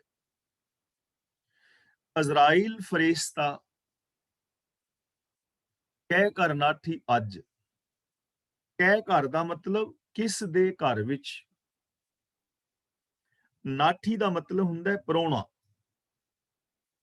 ਨਾਠੀ ਦਾ ਮੀਨਿੰਗ ਹੈਗਾ ਪ੍ਰਾਹੁਣਾ। ਘਰ ਦਾ ਮਤਲਬ ਘਰ ਵਿੱਚ, ਅੱਜ ਦਾ ਮਤਲਬ ਅੱਜ। ਅਜ਼ਰਾਈਲ ਫਰਿਸ਼ਤਾ ਇੱਕ ਮੌਤ ਦਾ ਫਰਿਸ਼ਤਾ ਮੰਨਿਆ ਗਿਆ ਹੈ। ਮੌਤ ਦਾ ਫਰਿਸ਼ਤਾ ਜਿਹੜਾ ਬੰਦੇ ਨੂੰ ਲੈਣ ਵਾਸਤੇ ਆਉਂਦਾ ਹੈ। ਜਿਵੇਂ ਹਿੰਦੂ ਵੀਰ ਨੇ ਉਹ ਕਹਿੰਦੇ ਨੇ ਜੰਮ ਲੈਣ ਆਉਂਦੇ ਨੇ ਝੋਟੇ ਤੇ ਚੜ ਕੇ, ਮੁਸਲਮਾਨ ਵੀਰ ਅਜ਼ਰਾਈਲ ਫਰਿਸ਼ਤੇ ਨੂੰ ਮੰਨਦੇ ਨੇ। ਤਾਂ ਇੱਥੇ ਗੱਲ ਸਿਰਫ ਹੈਗੀ ਹੈ ਮੌਤ ਦੀ। ਅੱਜ ਕਿਹਦੇ ਘਰ ਮੌਤ ਦਾ ਫਰਿਸ਼ਤਾ ਅਜ਼ਰਾਈਲ ਆਏਗਾ? ਅੱਜ ਕਿਹਦਾ ਪ੍ਰਾਹੁਣਾ ਬਣੇਗਾ? ਪੰਛੀਆਂ ਦੀਆਂ ਡਾਰਾਂ ਵਿੱਚੋਂ ਨਿਤ ਤੇਰੇ ਸਾਹਮਣੇ ਕਿਸੇ ਨਾ ਕਿਸੇ ਦੀ ਤੁਰਨ ਦੀ ਵਾਰੀ ਆ ਰਹੀ ਹੈ। ਤਾਂ ਅੱਜ ਜਿਹੜਾ ਮੌਤ ਦਾ ਫਰਿਸ਼ਤਾ ਹੈ ਕਿਹਦੇ ਘਰ ਪ੍ਰਾਹੁਣਾ ਹੋਏਗਾ? ਅੱਜ ਕਿਸੇ ਹੋਰ ਗੁਆਂਢੀ ਦੇ ਤੇ ਪਰਸੋਂ ਨੂੰ। ਆਖਿਰ ਤੇਰੀ ਵਾਰੀ ਵੀ ਆ ਜਾਣੀ ਹੈ ਨਾ। ਤਾਂ ਇੱਥੇ ਸਾਨੂੰ ਇਹ ਸਮਝਾਇਆ ਜਾ ਰਿਹਾ ਹੈ ਕਿ ਇਸ ਸੰਸਾਰ ਦੇ ਅੰਦਰ ਹਰ ਇਨਸਾਨ ਦੀ ਸਵਾਸਾਂ ਦੀ ਲੜੀ ਟੁੱਟ ਜਾਂਦੀ ਹੈ। ਇਹ ਸਰੀਰ ਰੂਪੀ ਜਿਹੜਾ ਕੜਾ ਹੈ ਭੱਜ ਜਾਂਦਾ ਹੈ ਤੇ ਇਹ ਬੰਦਾ ਮੌਤ ਦਾ ਗਰਾਸ ਬਣ ਜਾਂਦਾ ਹੈ। ਬਾਬਾ ਫਰੀਦ ਜੀ ਕਹਿੰਦੇ ਨੇ ਅੱਜ ਜਿਹੜਾ ਇਹ ਮੌਤ ਦਾ ਫਰਿਸ਼ਤਾ ਹੈ ਕਿਹਦੇ ਘਰ ਪ੍ਰਾਹੁਣਾ ਬਣੇਗਾ? ਇਹਦਾ ਮਤਲਬ ਕਿ ਕਿਸੇ ਨਾ ਕਿਸੇ ਦੀ ਅੱਜ ਵੀ ਮੌਤ ਹੋਏਗੀ ਨਾ, ਯਾਨੀ ਤੇਰੀ ਵੀ ਮੌਤ ਜ਼ਰੂਰ ਹੋਏਗੀ। ਜਿਵੇਂ ਬਾਬਾ ਫਰੀਦ ਜੀ ਕਹਿੰਦੇ ਨੇ, ਪਰ ਉਸੇ ਕੇ ਜੋ ਹੁਆ ਤੂੰ ਆਪਣੇ ਪੀ ਜਾਨ। ਅੱਜ ਦੇਖ, ਤੂੰ ਆਪਣੇ ਮੋਢਿਆਂ ਦੇ ਉੱਤੇ ਕਿਸੇ ਦੀ ਲਾਸ਼ ਉਠਾ ਕੇ ਸ਼ਮਸ਼ਾਨ ਭੂਮੀ ਤੱਕ ਪਹੁੰਚਾ ਕੇ ਆਇਆ, ਤਾਂ ਕੱਲ ਨੂੰ ਕੋਈ ਤੇਰੀ ਲਾਸ਼ ਉਠਾ ਕੇ ਸ਼ਮਸ਼ਾਨ ਭੂਮੀ ਤੱਕ ਪਹੁੰਚਾ ਕੇ ਆਏਗਾ। ਜੇ ਅੱਜ ਕੋਈ ਨਹੀਂ ਰਿਹਾ ਤੇ ਕੱਲ ਨੂੰ ਮੈਂ ਵੀ ਨਹੀਂ ਰਹਿਣਾ। ਇੱਥੇ ਸਰੀਰਕ ਮੌਤ ਨੂੰ ਨਿਸ਼ਚਿਤ ਕਿਹਾ ਜਾ ਰਿਹਾ ਹੈ ਕਿ ਸਰੀਰਕ ਤੌਰ ਤੇ ਆਦਮੀ ਜ਼ਰੂਰ ਮਰ ਜਾਏਗਾ, ਖਤਮ ਹੋ ਜਾਏਗਾ। ਤਾਂ ਹੁਣ ਫਿਰ ਕੀ ਕਰੀਏ? ਇੱਥੇ ਡਰਾਇਆ ਨਹੀਂ ਜਾ ਰਿਹਾ, ਨੈਗੇਟਿਵਿਟੀ ਸਾਡੇ ਅੰਦਰ ਨਹੀਂ ਪੈਦਾ ਕੀਤੀ ਜਾ ਰਹੀ, ਸਾਨੂੰ ਸੁਚੇਤ ਕੀਤਾ ਜਾ ਰਿਹਾ ਹੈ ਕਿ ਦੇਖ, ਇੱਕ ਬੰਦਾ ਹੈ ਉਹ ਝੂਠ ਦੇ ਨਾਲ ਜੁੜ ਗਿਆ, ਵਿਕਾਰੀ ਹੋ ਗਿਆ, ਵਿਵਚਾਰੀ ਹੋ ਗਿਆ ਤੇ ਉਹਦੀ ਆਤਮਿਕ ਤੌਰ ਤੇ ਮੌਤ ਹੋ ਗਈ, ਆਤਮਿਕ ਤੌਰ ਤੇ ਮਰ ਗਿਆ। ਤੇ ਜੇ ਦੂਜੇ ਦੇ ਘਰ ਵਿੱਚ ਵੀ ਚਲਾ ਗਿਆ, ਭਾਵ ਕਿ ਦੂਜੇ ਬੰਦੇ ਕਿਸੇ ਦੇ ਮਨ ਦੇ ਅੰਦਰ ਇਹ ਵਿਕਾਰ ਆ ਗਏ ਤੇ ਉਹ ਵੀ ਮਰ ਜਾਏਗਾ। ਤੇ ਸੱਜਣਾ ਵੇਖ, ਜੇ ਵਿਕਾਰਾਂ ਕਰਕੇ ਇੰਨੇ ਲੋਕ ਆਤਮਿਕ ਮੌਤ ਤੇ ਮਰ ਰਹੇ ਨੇ, ਤੇ ਜੇ ਤੂੰ ਵਿਕਾਰਾਂ ਦੇ ਨਾਲ ਜੁੜ ਗਿਆ, ਤੇਰੀ ਵੀ ਆਤਮਿਕ ਮੌਤ ਹੋ ਜਾਏਗੀ। ਤੈਨੂੰ ਵੀ ਕੋਈ ਆਤਮਿਕ ਮੌਤ ਤੇ ਮਰਨੋਂ ਨਹੀਂ ਬਚਾ ਸਕੇਗਾ। ਇਸ ਲਈ ਸੁਚੇਤ ਰਹਿਣਾ ਹੈ। ਜੋ ਜ਼ਿੰਦਗੀ ਮਿਲੀ ਹੈ ਉਹਨੂੰ ਗੁਣਾਂ ਦੇ ਨਾਲ ਜੁੜ ਕੇ ਜੀਣ ਦੀ ਟਰਾਈ ਕਰਨੀ ਹੈ, ਯਤਨ ਕਰਨਾ ਹੈ, ਅਵਗੁਣਾਂ ਦੇ ਵਿੱਚ ਨਹੀਂ। ਕਿਉਂਕਿ ਇਹ ਸਰੀਰ ਨੇ, ਇਸ ਜੀਵਨ ਨੇ ਇੱਕ ਦਿਨ ਖਤਮ ਹੋ ਜਾਣਾ ਹੈ। ਤਾਂ ਜਦੋਂ ਤੱਕ ਇਹ ਸਾਡੇ ਕੋਲ ਸਮਾਂ ਮਿਲਿਆ ਹੈ, ਇਹਨੂੰ ਚੰਗੇ ਪਾਸੇ ਲਾਣਾ ਹੈ, ਚੰਗੇ ਕੰਮ ਕਰਨੇ ਨੇ, ਭਲਾ ਕਰਨਾ ਹੈ, ਆਪਣੀ ਜ਼ਿੰਦਗੀ ਨੂੰ ਠੀਕ ਢੰਗ ਨਾਲ ਗੁਜ਼ਾਰਨਾ ਹੈ ਤੇ ਜਿੰਨੀ ਕਿਸੇ ਦੀ ਹੈਲਪ ਕਰ ਸਕਦੇ ਆ ਉਹ ਕਰਨ ਦਾ ਯਤਨ ਕਰਨਾ ਹੈ। ਫਰੀਦਾ ਭੰਨੀ ਘੜੀ ਸਵੰਨਵੀਂ, ਟੂਟੀ ਨਾਗਰ ਲੱਜ, ਜੋ ਸੱਜਣ ਭੋਏ ਭਾਰ ਥੇ ਸੇ ਕਿਉਂ ਆਵੇਂ ਅੱਜ। ਇਹ ਜੋ ਭੋਏ ਲਿਖਿਆ ਨਾ, ਭੋਏ, ਇਹਨੂੰ ਭੋਏ ਪੜਨਾ ਬਿੰਦੀ ਲਾ ਕੇ। ਭੋਏ ਦਾ ਮਤਲਬ ਜ਼ਮੀਨ। ਭੰਨੀ ਘੜੀ ਸਵੰਨਵੀਂ, ਟੂਟੀ ਨਾਗਰ ਲੱਜ, ਨਾਗਰ ਦਾ ਮਤਲਬ ਸੁੰਦਰ, ਲੱਜ ਦਾ ਮਤਲਬ ਰੱਸੀ।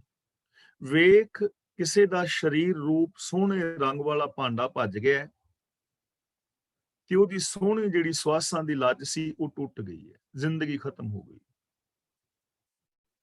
ਜੋ ਸੱਜਣ ਭੋਏ ਭਾਰ ਥੇ, ਭੋਏ ਦਾ ਮਤਲਬ ਧਰਤੀ ਉੱਤੇ,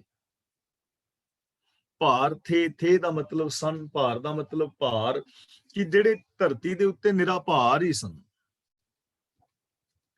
ਹੁਣ ਦੇਖੋ ਧਰਤੀ ਦੇ ਉੱਤੇ ਨਿਰਾ ਭਾਰ ਇਹ ਕਿਹਦੇ ਵਾਸਤੇ ਕਿਹਾ ਜਾ ਰਿਹਾ ਹੈ? ਜਿਹੜੇ ਬੰਦੇ ਇਸ ਦੁਨੀਆ ਵਿੱਚ ਸਿਰਫ ਵਿਸ਼ੇ ਵਿਕਾਰਾਂ ਵਾਲੀ ਜ਼ਿੰਦਗੀ ਬਿਤਾ ਰਹੇ ਨੇ, ਖੋਟੇ ਕਰਮ ਕਰ ਰਹੇ ਨੇ, ਈਰਖਾ, ਦਵੇਸ਼, ਵੈਰ ਵਿਰੋਧ, ਜਾਤੀਵਾਦ, ਲੜਾਈ, ਦੰਗੇ, ਫਸਾਦ ਫੈਲਾ ਰਹੇ ਨੇ, ਉਹ ਇਸ ਧਰਤੀ ਤੇ ਭਾਰ ਹੀ ਨੇ, ਜਿਨ੍ਹਾਂ ਨੇ ਮਨੁੱਖਤਾ ਦੇ ਭਲੇ ਵਾਸਤੇ ਕੁਝ ਨਹੀਂ ਕੀਤਾ, ਸੰਸਾਰ ਸਮਾਜ ਦੇ ਭਲੇ ਵਾਸਤੇ ਕੁਝ ਨਹੀਂ ਕੀਤਾ, ਕੇਵਲ ਵਿਕਾਰੀ ਜ਼ਿੰਦਗੀ ਜੀਵੀ, ਭਾਰ ਹੀ ਨੇ, ਹੋਰ ਉਹਨਾਂ ਨੇ ਕੀ ਕੀਤਾ? ਸੇ ਕਿਉਂ ਆਵੇਂ ਅੱਜ, ਉਹ ਬੰਦੇ ਅੱਜ ਕਿਵੇਂ ਆ ਸਕਦੇ ਨੇ? ਕਿਉਂ ਆਵੇਂ ਅੱਜ ਦਾ ਮਤਲਬ ਅੱਜ ਫਿਰ ਕਿਵੇਂ ਆਉਣ? ਭਾਵ ਕਿ ਇਹ ਮਨੁੱਖਾ ਜਨਮ ਵਾਲਾ ਸਮਾਂ ਤੇ ਹੁਣ ਮਿਲਣਾ ਨਹੀਂ, ਉਹ ਤੇ ਹੁਣ ਖਤਮ ਹੋ ਗਿਆ। ਚਾਂ ਬਾਬਾ ਫਰੀਦ ਜੀ ਸਾਨੂੰ ਸਮਝਾ ਰਹੇ ਨੇ ਕਿ ਜਿਹੜੇ ਭਰਾ ਧਰਤੀ ਉੱਤੇ ਨਿਰਾ ਭਾਰ ਹੀ ਬਣੇ ਰਹੇ, ਉਹਨਾਂ ਨੂੰ ਮਨੁੱਖਾ ਜਨਮ ਵਾਲਾ ਇਹ ਸਮਾਂ ਦੁਬਾਰਾ ਨਹੀਂ ਮਿਲਣਾ। ਇਹ ਚੀਜ਼ ਨੂੰ ਥੋੜਾ ਜਿਹਾ ਸਮਝਣ ਦਾ ਯਤਨ ਕਰਨਾ ਹੈ। ਮੰਨ ਲਓ ਅਸੀਂ 1 ਘੰਟਾ ਸਮਾਂ, 2 ਘੰਟੇ, 4 ਘੰਟੇ ਜਾਂ ਜ਼ਿੰਦਗੀ ਦਾ ਬਹੁਤਾ ਸਮਾਂ ਅਸੀਂ ਵਿਕਾਰਾਂ ਦੇ ਵਿੱਚ ਗਵਾਇਆ, ਨਿੰਦਾ ਵਿੱਚ, ਚੁਗਲੀ ਵਿੱਚ, ਬਦਖੋਈ ਵਿੱਚ, ਤੇ ਉਹਦਾ ਸਾਨੂੰ ਫਲ ਮਿਲਿਆ ਦੁੱਖ, ਤੇ ਉਹਦਾ ਫਲ ਮਿਲਿਆ ਸਾਨੂੰ ਪਛਤਾਵਾ। ਤਾਂ ਕੀ ਹੁਣ ਪਛਤਾਵਾ ਕਰਨ ਦੇ ਨਾਲ ਉਹ ਸਮਾਂ ਵਾਪਸ ਹੋ ਸਕਦਾ ਹੈ? ਬਿਲਕੁਲ ਵੀ ਨਹੀਂ ਹੋਣਾ। ਜਿਹੜਾ ਸਮਾਂ ਬੀਤ ਗਿਆ ਉਹਨੇ ਵਾਪਸ ਆਉਣਾ ਹੀ ਨਹੀਂ। ਜਿਹੜਾ ਸਮਾਂ ਬੀਤ ਗਿਆ ਉਹਨੇ ਵਾਪਸ ਆਉਣਾ ਹੀ ਨਹੀਂ। ਜਿਹੜੀ ਸਬਜ਼ੀ ਬੀਜਣ ਦਾ ਸਮਾਂ ਸੀ, ਹੁਣ ਉਹ ਕੱਢ ਬੈਠੇ, ਮਹੀਨਾ ਲੇਟ ਹੋ ਗਿਆ, ਤਾਂ ਹੁਣ ਤਾਂ ਫਿਰ ਸਬਜ਼ੀ ਨਹੀਂ ਨਾ ਹੋਣ ਲੱਗੀ, ਜੇ ਹੋਏਗੀ ਤੇ ਬਹੁਤ ਘੱਟ ਨਾ, ਕਿਉਂਕਿ ਸੀਜ਼ਨ ਲੰਘ ਗਿਆ, ਵੱਤਰ ਸੁੱਕ ਗਿਆ। ਕੁਰਤਾ ਬੀਜ ਬੀਜੇ ਨਹੀਂ ਜੰਮੇ, ਸਬਲਾਹਾ ਮੂਲ ਗਵਾਇੰਦਾ। ਕੁਰਤਾ ਬੀਜ ਥੋੜੀ ਬੀਜਿਆ। ਇਸ ਲਈ ਸਹੀ ਸਮੇਂ ਦੇ ਉੱਤੇ ਜਿਹੜੀ ਫਸਲ ਬੀਜੀ ਜਾਏਗੀ, ਉਹ ਹੀ ਸਾਨੂੰ ਸਹੀ ਫਲ ਦੇਵੇਗੀ, ਬਾਅਦ ਵਿੱਚ ਪਛਤਾਵਾ ਰਹਿ ਜਾਏਗਾ। ਇਸੇ ਤਰ੍ਹਾਂ ਸਾਰੀ ਜ਼ਿੰਦਗੀ ਜੋ ਅਸੀਂ ਕਰਮ ਕਰ ਰਹੇ ਹਾਂ, ਮੈਂ ਵੀ, ਤੁਸੀਂ ਵੀ, ਹੋਰ ਵੀ ਲੋਕ, ਤਾਂ ਜਿਹੜੇ ਅਸੀਂ ਚੰਗੇ ਕੰਮ ਕਰ ਰਹੇ ਹਾਂ ਉਹਦਾ ਸੁੱਖ ਵੀ ਸਾਨੂੰ ਨਾਲ ਦੇ ਨਾਲ ਮਿਲ ਰਿਹਾ ਹੈ, ਤੇ ਮਾੜੇ ਕਰਮਾਂ ਦਾ ਦੁੱਖ ਵੀ ਮਿਲਦਾ ਹੈ। ਤੇ ਆਖਿਰ ਜਦੋਂ ਮਾੜੇ ਕਰਮ ਕਰ ਕਰਕੇ ਬੰਦਾ ਦੁੱਖ ਸਹਿੜ ਲੈਂਦਾ ਹੈ, ਫਿਰ ਉਹਦੀ ਜ਼ਿੰਦਗੀ ਵਿੱਚ ਪਛਤਾਵਾ ਰਹਿ ਜਾਂਦਾ ਹੈ। ਫਿਰ ਉਹ ਸਮਾਂ ਵਾਪਸ ਨਹੀਂ ਹੋ ਸਕਦਾ ਕਿ ਉਸ ਪਿਛਲੇ ਸਮੇਂ ਵਿੱਚ ਜਾ ਕੇ ਤੇ ਫਿਰ ਉੱਥੇ ਕੋਈ ਸੁਧਾਰ ਕਰ ਸਕੇ। ਐਸਾ ਤੇ ਹੋਣਾ ਨਹੀਂ। ਤਾਂ ਬਾਬਾ ਫਰੀਦ ਜੀ ਸਾਨੂੰ ਸਮਝਾ ਰਹੇ ਨੇ ਕਿ ਇਸ ਸਮੇਂ ਦਾ ਸਹੀ ਪ੍ਰਯੋਗ ਕਰੋ। ਜਿਵੇਂ ਭਗਤ ਕਬੀਰ ਜੀ ਕਹਿੰਦੇ ਨੇ, ਕਾਲ ਕਰਨ ਤਾ ਅਬਹਿ ਕਰ, ਅਬ ਕਰਤਾ ਸੋਇ ਤਾਲ, ਪਾਛੇ ਕਛੂ ਨਾ ਹੋਏਗਾ ਜੋ ਸਿਰ ਪਰ ਆਵੇ ਕਾਲ। ਵੀ ਜਦੋਂ ਸਿਰ ਤੇ ਕਾਲ ਆ ਗਿਆ, ਸਮਾਂ ਆ ਗਿਆ, ਫਿਰ ਕੁਝ ਨਹੀਂ ਹੋਣਾ। ਮੰਨ ਲਓ ਕੋਈ ਬੱਚਾ ਸਕੂਲ ਜਾ ਰਿਹਾ ਹੈ ਤੇ ਸਕੂਲ ਦਾ ਹੋਮਵਰਕ ਰੋਜ਼ ਨਹੀਂ ਕਰਦਾ, ਪੜ੍ਹਾਈ ਨਹੀਂ ਕਰਦਾ, ਤੇ ਕਹਿੰਦਾ ਹਾਲੇ ਤੇ ਸਾਲ ਪਿਆ ਹੈ ਪੇਪਰਾਂ ਵਿੱਚ, ਤੇ ਐਵੇਂ ਹੀ ਸਮਾਂ ਗਵਾ ਲੈਂਦਾ ਹੈ। ਹੁਣ ਪੇਪਰਾਂ ਦਾ ਸਮਾਂ ਸਿਰ ਤੇ ਆ ਗਿਆ, ਕੱਲ ਤੋਂ ਪੇਪਰ ਸ਼ੁਰੂ ਨੇ, ਤੇ ਹੁਣ ਉਹ ਤਿਆਰੀ ਕਾਹਦੀ ਕਰੇਗਾ? ਜੋ ਸਿਰ ਪਰ ਆਵੇ ਕਾਲ, ਜਦੋਂ ਸਿਰ ਤੇ ਮੌਕਾ ਆ ਗਿਆ ਤੇ ਕੀ ਤਿਆਰੀ ਕਰੇ? ਕਿਤੇ ਅੱਗ ਲੱਗ ਜਾਏ ਤੇ ਬੰਦਾ ਕਵੇ ਵੀ ਫਟਾਫਟ ਕਈਆਂ ਲਿਆਓ, ਖੂਹ ਪੁੱਟੋ, ਤੇ ਖੂਹ ਪੁੱਟ ਕੇ ਪਾਣੀ ਕੱਢੀਏ ਤੇ ਅੱਗ ਬੁਝਾਈਏ। ਹੁਣ ਅੱਗ ਲੱਗੀ ਹੋਵੇ ਤੇ ਉਧਰੋਂ ਮਤਲਬ ਖੂਹ ਥੋੜੀ ਪੁੱਟਿਆ ਜਾਣਾ। ਵਿਦੇਸ਼ ਕੋਈ ਦੂਜਾ ਦੇਸ਼ ਕਿਸੇ ਦੇਸ਼ ਤੇ ਹਮਲਾ ਕਰ ਦੇਵੇ ਤੇ ਉਸ ਦੇਸ਼ ਦਾ ਰਾਜਾ ਕਵੇ ਵੀ ਫਟਾਫਟ ਲੋਕਾਂ ਨੂੰ ਭਰਤੀ ਕਰੋ ਤੇ ਫੌਜ ਦੀ ਟ੍ਰੇਨਿੰਗ ਦਿਓ ਤੇ ਆਉਣ ਵਾਲੇ ਦੁਸ਼ਮਣ ਦਾ ਟਾਕਰਾ ਕਰੋ, ਤੇ ਐਵੇਂ ਥੋੜੀ ਹੋਣਾ। ਤਿਆਰੀ ਨਹੀਂ ਨਾ ਕੀਤੀ, ਫਿਰ ਪਛਤਾਵਾ ਰਹੇਗਾ, ਸਮਾਂ ਵਾਪਸ ਨਹੀਂ ਮਿਲਦਾ। ਇਸ ਲਈ ਹਰ ਪਲ ਨੂੰ ਸਹੀ ਢੰਗ ਦੇ ਨਾਲ ਗੁਜ਼ਾਰੋ। ਤਾਂ ਬਾਬਾ ਫਰੀਦ ਜੀ ਕਹਿ ਰਹੇ ਨੇ ਕਿ ਜਿਸ ਸਰੀਰ ਦੀ, ਕਿਸੇ ਦੇ ਸਰੀਰ ਦੇ ਸੋਹਣੇ ਰੰਗ ਵਾਲਾ ਭਾਂਡਾ ਭੱਜ ਗਿਆ, ਸਵਾਸਾਂ ਦੀ ਲੜੀ ਟੁੱਟ ਗਈ, ਤਾਂ ਜਿਹੜੇ ਲੋਕ ਸ਼ੁਭ ਗੁਣਾਂ ਨਾਲੋਂ ਟੁੱਟ ਧਰਤੀ ਤੇ ਨਿਰਾ ਭਾਰ ਹੀ ਬਣੇ ਰਹੇ, ਉਹਨਾਂ ਨੂੰ ਮਨੁੱਖਾ ਜਨਮ ਵਾਲਾ ਇਹ ਸਮਾਂ ਫਿਰ ਨਹੀਂ ਮਿਲਦਾ। ਤਾਂ ਕਹਿਣ ਦਾ ਮਤਲਬ ਕਿ ਜੋ ਸਮਾਂ ਬੀਤ ਜਾਏ ਉਹ ਸਾਡੇ ਹੱਥ ਨਹੀਂ ਹੁੰਦਾ। ਇਸ ਲਈ ਹਰ ਪਲ ਨੂੰ ਸੱਚ ਦੇ ਨਾਲ ਜੁੜ ਕੇ ਜੀਣ ਦਾ ਯਤਨ ਕਰੋ। ਫਰੀਦਾ ਬੇਨਿਵਾਜਾ ਕੁੱਤਿਆ, ਇਹ ਨਾ ਭਲੀ ਰੀਤ, ਅਬ ਹੀ ਚੱਲ ਨਾ ਆਇਆ, ਪੰਜੇ ਵਖਤ ਮਸੀਤ। ਬੇਨਿਵਾਜਾ ਦਾ ਮਤਲਬ ਜਿਸ ਨੇ ਨਮਾਜ਼ ਨਹੀਂ ਪੜਿਆ। ਰੀਤ ਦਾ ਮਤਲਬ ਮਰਿਆਦਾ, ਯਾਨੀ ਜੀਵਨ ਦਾ ਢੰਗ, ਇਹ ਜਿਹੜਾ ਜੀਵਨ ਦਾ ਢੰਗ ਹੈ ਨਾ, ਇਹ ਚੰਗਾ ਨਹੀਂ ਹੈ। ਤਾਂ ਹੁਣ ਬਾਬਾ ਫਰੀਦ ਜੀ ਸਾਨੂੰ ਇਹ ਸਮਝਾ ਰਹੇ ਨੇ, ਮਨ ਨੂੰ ਕਹਿ ਰਹੇ ਨੇ ਕਿ ਇਹ ਮੇਰੇ ਮਨ ਬੇਨਿਵਾਜਾ ਕੁੱਤੇ ਬਿਰਤੀ ਵਾਲਿਆ, ਇਹ ਜੀਵਨ ਦਾ ਢੰਗ ਚੰਗਾ ਨਹੀਂ ਹੈ। ਅਭੀ ਚੱਲ ਨਾ ਆਇਆ ਪੰਜੇ ਵਕਤ ਮਸੀਤ, ਕਿਉਂਕਿ ਕਦੇ ਵੀ ਉਦਮ ਕਰਕੇ ਪੰਜੇ ਵੇਲੇ ਮਸੀਤ ਨਹੀਂ ਤੂੰ ਆਇਆ। ਵੀ ਦਿਨ ਦੇ ਵਿੱਚ 5 ਸਮਿਆਂ ਵਿੱਚ ਵੀ ਤੂੰ ਮਸੀਤ ਵਿੱਚ ਨਹੀਂ ਆਇਆ। ਤਾਂ ਮੁਸਲਮਾਨ ਵੀਰ ਜਿਹੜੇ ਨੇ ਉਹ 5 ਨਮਾਜ਼ਾਂ ਪੜ੍ਹਦੇ ਨੇ ਦਿਨ ਦੇ ਅੰਦਰ। ਜਿਵੇਂ 5 ਨਮਾਜ਼ਾਂ ਨੇ, ਨਮਾਜ਼ੇ ਸੁਬਹ, ਨਮਾਜ਼ੇ ਪੇਸ਼ੀਨ, ਨਮਾਜ਼ੇ ਦੀਗਰ, ਨਮਾਜ਼ੇ ਸ਼ਾਮ ਔਰ ਨਮਾਜ਼ੇ ਖੁਬਤਨ। ਗੁਰੂ ਸਾਹਿਬ ਜੀ ਨੇ ਸਾਨੂੰ ਪਾਵਨ ਬਾਣੀ ਵਿੱਚ ਗਾਈਡੈਂਸ ਦਿੱਤੀ ਹੈ ਕਿ 5 ਨਮਾਜ਼ਾਂ ਵਕਤ 5, ਪੰਜਾਂ ਪੰਜੇ 9, ਪਹਿਲਾ ਸੱਚ ਹਲਾਲ ਦੋਏ, ਤੀਜਾ ਖੈਰ ਖੁਦਾਏ, ਚੌਥੀ ਨੀਅਤ ਰਾਸ ਮਨ, ਪੰਜਵੀਂ ਸਿਫਤ ਸੁਨਾਏ, ਕਰਨੀ ਕਾਵਾ ਆਖ ਕੇ ਤਾਂ ਮੁਸਲਮਾਨ ਸਦਾਏ। ਤਾਂ ਇੱਥੇ ਇੱਕ ਗੱਲ ਹੋਰ ਵਿਚਾਰਨ ਵਾਲੀ ਹੈ, ਮਸੀਤ ਕੀ ਹੈ? ਮਸੀਤ ਕੀ ਹੈ? ਤਾਂ ਗੁਰੂ ਪਾਤਸ਼ਾਹ ਜੀ ਸਾਨੂੰ ਸਮਝਾਉਂਦੇ ਨੇ, ਮਿਹਰ ਮਸੀਤ, ਸਿਦਕ ਮੁਸੱਲਾ, ਹੱਕ ਹਲਾਲ ਕੁਰਾਨ, ਸ਼ਰਮ ਸੁन्नत, ਸੀਲ ਰੋਜ਼ਾ, ਹੋ ਮੁਸਲਮਾਨ। ਮਿਹਰ ਮਸੀਤ, ਮਿਹਰ ਦਾ ਮਤਲਬ ਦਇਆ। ਦਇਆ ਜਿਹੜੀ ਹੈ ਨਾ, ਇਹ ਮਸੀਤ ਹੈ। ਤੇ ਇੱਥੇ ਆਣ ਕੇ ਸਿਰ ਝੁਕਾਣਾ, ਨਮਾਜ਼ ਕਰਨੀ, ਸਿਰ ਝੁਕਾਣਾ ਦਇਆ ਦੀ ਮਸੀਤ ਦੇ ਵਿੱਚ। ਤਾਂ ਸਾਨੂੰ ਸਮਝਾਇਆ ਜਾ ਰਿਹਾ ਹੈ ਕਿ ਇਹ ਮਨਾ, ਇਹ ਰੀਤ ਤੇਰੀ ਚੰਗੀ ਨਹੀਂ ਹੈ, ਕਿਉਂਕਿ ਤੂੰ ਕਦੇ ਵੀ ਦਇਆ ਦੇ ਘਰ ਵਿੱਚ ਨਹੀਂ ਆਇਆ। ਕਦੇ ਵੀ ਤੂੰ ਦਇਆ ਦੇ ਘਰ ਵਿੱਚ ਨਹੀਂ ਆਇਆ। ਦਇਆ ਦੇ ਨਾਲ ਕਦੇ ਵੀ ਤੂੰ ਜੁੜਿਆ ਨਹੀਂ। ਦਿਨ ਦੇ ਵਿੱਚ 5 ਵਾਰੀ ਵੀ ਤੂੰ ਕਦੇ ਦਇਆ ਨਹੀਂ ਕੀਤੀ। ਤਾਂ ਇਹ ਰੀਤ ਜਿਹੜੀ ਹੈ ਚੰਗੀ ਨਹੀਂ ਹੈ, ਤੂੰ ਵਫਾਦਾਰ ਨਹੀਂ ਹੈ। ਤਾਂ ਇੱਥੇ ਬਾਬਾ ਫਰੀਦ ਜੀ, ਕਈ ਲੋਕ ਕਹਿੰਦੇ ਨੇ ਕਿ ਕੁੱਤਾ ਸ਼ਬਦ ਵਰਤਿਆ ਹੈ ਜਾਂ ਕੁਛ, ਤਾਂ ਇਹ ਸਿਰਫ ਉਹਨਾਂ ਦੇ ਵਾਧੂ ਦੇ ਬੋਲ ਬੁਲਾਰੇ ਨੇ, ਜਾਂ ਵਾਧੂ ਦੇ ਮਤਲਬ ਐਸੇ ਖਿਆਲਾਤ ਨੇ। ਜ਼ਰੂਰਤ ਤਾਂ ਇਹਦੇ ਪਿੱਛੇ ਜੋ ਭਾਵਨਾ ਹੈ ਉਹਨੂੰ ਸਮਝਣ ਦੀ ਜ਼ਰੂਰਤ ਹੈ। ਬਾਬਾ ਫਰੀਦ ਜੀ ਕਹਿੰਦੇ ਨੇ ਕਿ ਇਹ ਮੇਰੇ ਮਨਾ, ਤੂੰ ਬੇਨਿਵਾਜ਼ਾ ਹੈ, ਪ੍ਰਭੂ ਦੀ ਬੰਦਗੀ ਨਹੀਂ ਕਰਦਾ। 5 ਵੇਲੇ ਜਿਵੇਂ ਮੁਸਲਮਾਨ ਵੀਰ ਨਮਾਜ਼ ਪੜ੍ਹਦੇ ਨੇ, ਕਿ 5 ਵਾਰ ਵੀ ਨਹੀਂ ਦਿਨ ਦੇ ਵਿੱਚ ਤੂੰ ਮਤਲਬ ਸੱਚ ਬੋਲ ਸਕਦਾ, ਸੱਚ ਦੇ ਨਾਲ ਜੁੜ ਸਕਦਾ। ਕਦੇ ਵੀ ਤੂੰ ਚੱਲ ਕੇ ਮਸੀਤ ਦੇ ਵਿੱਚ ਨਹੀਂ ਆਇਆ।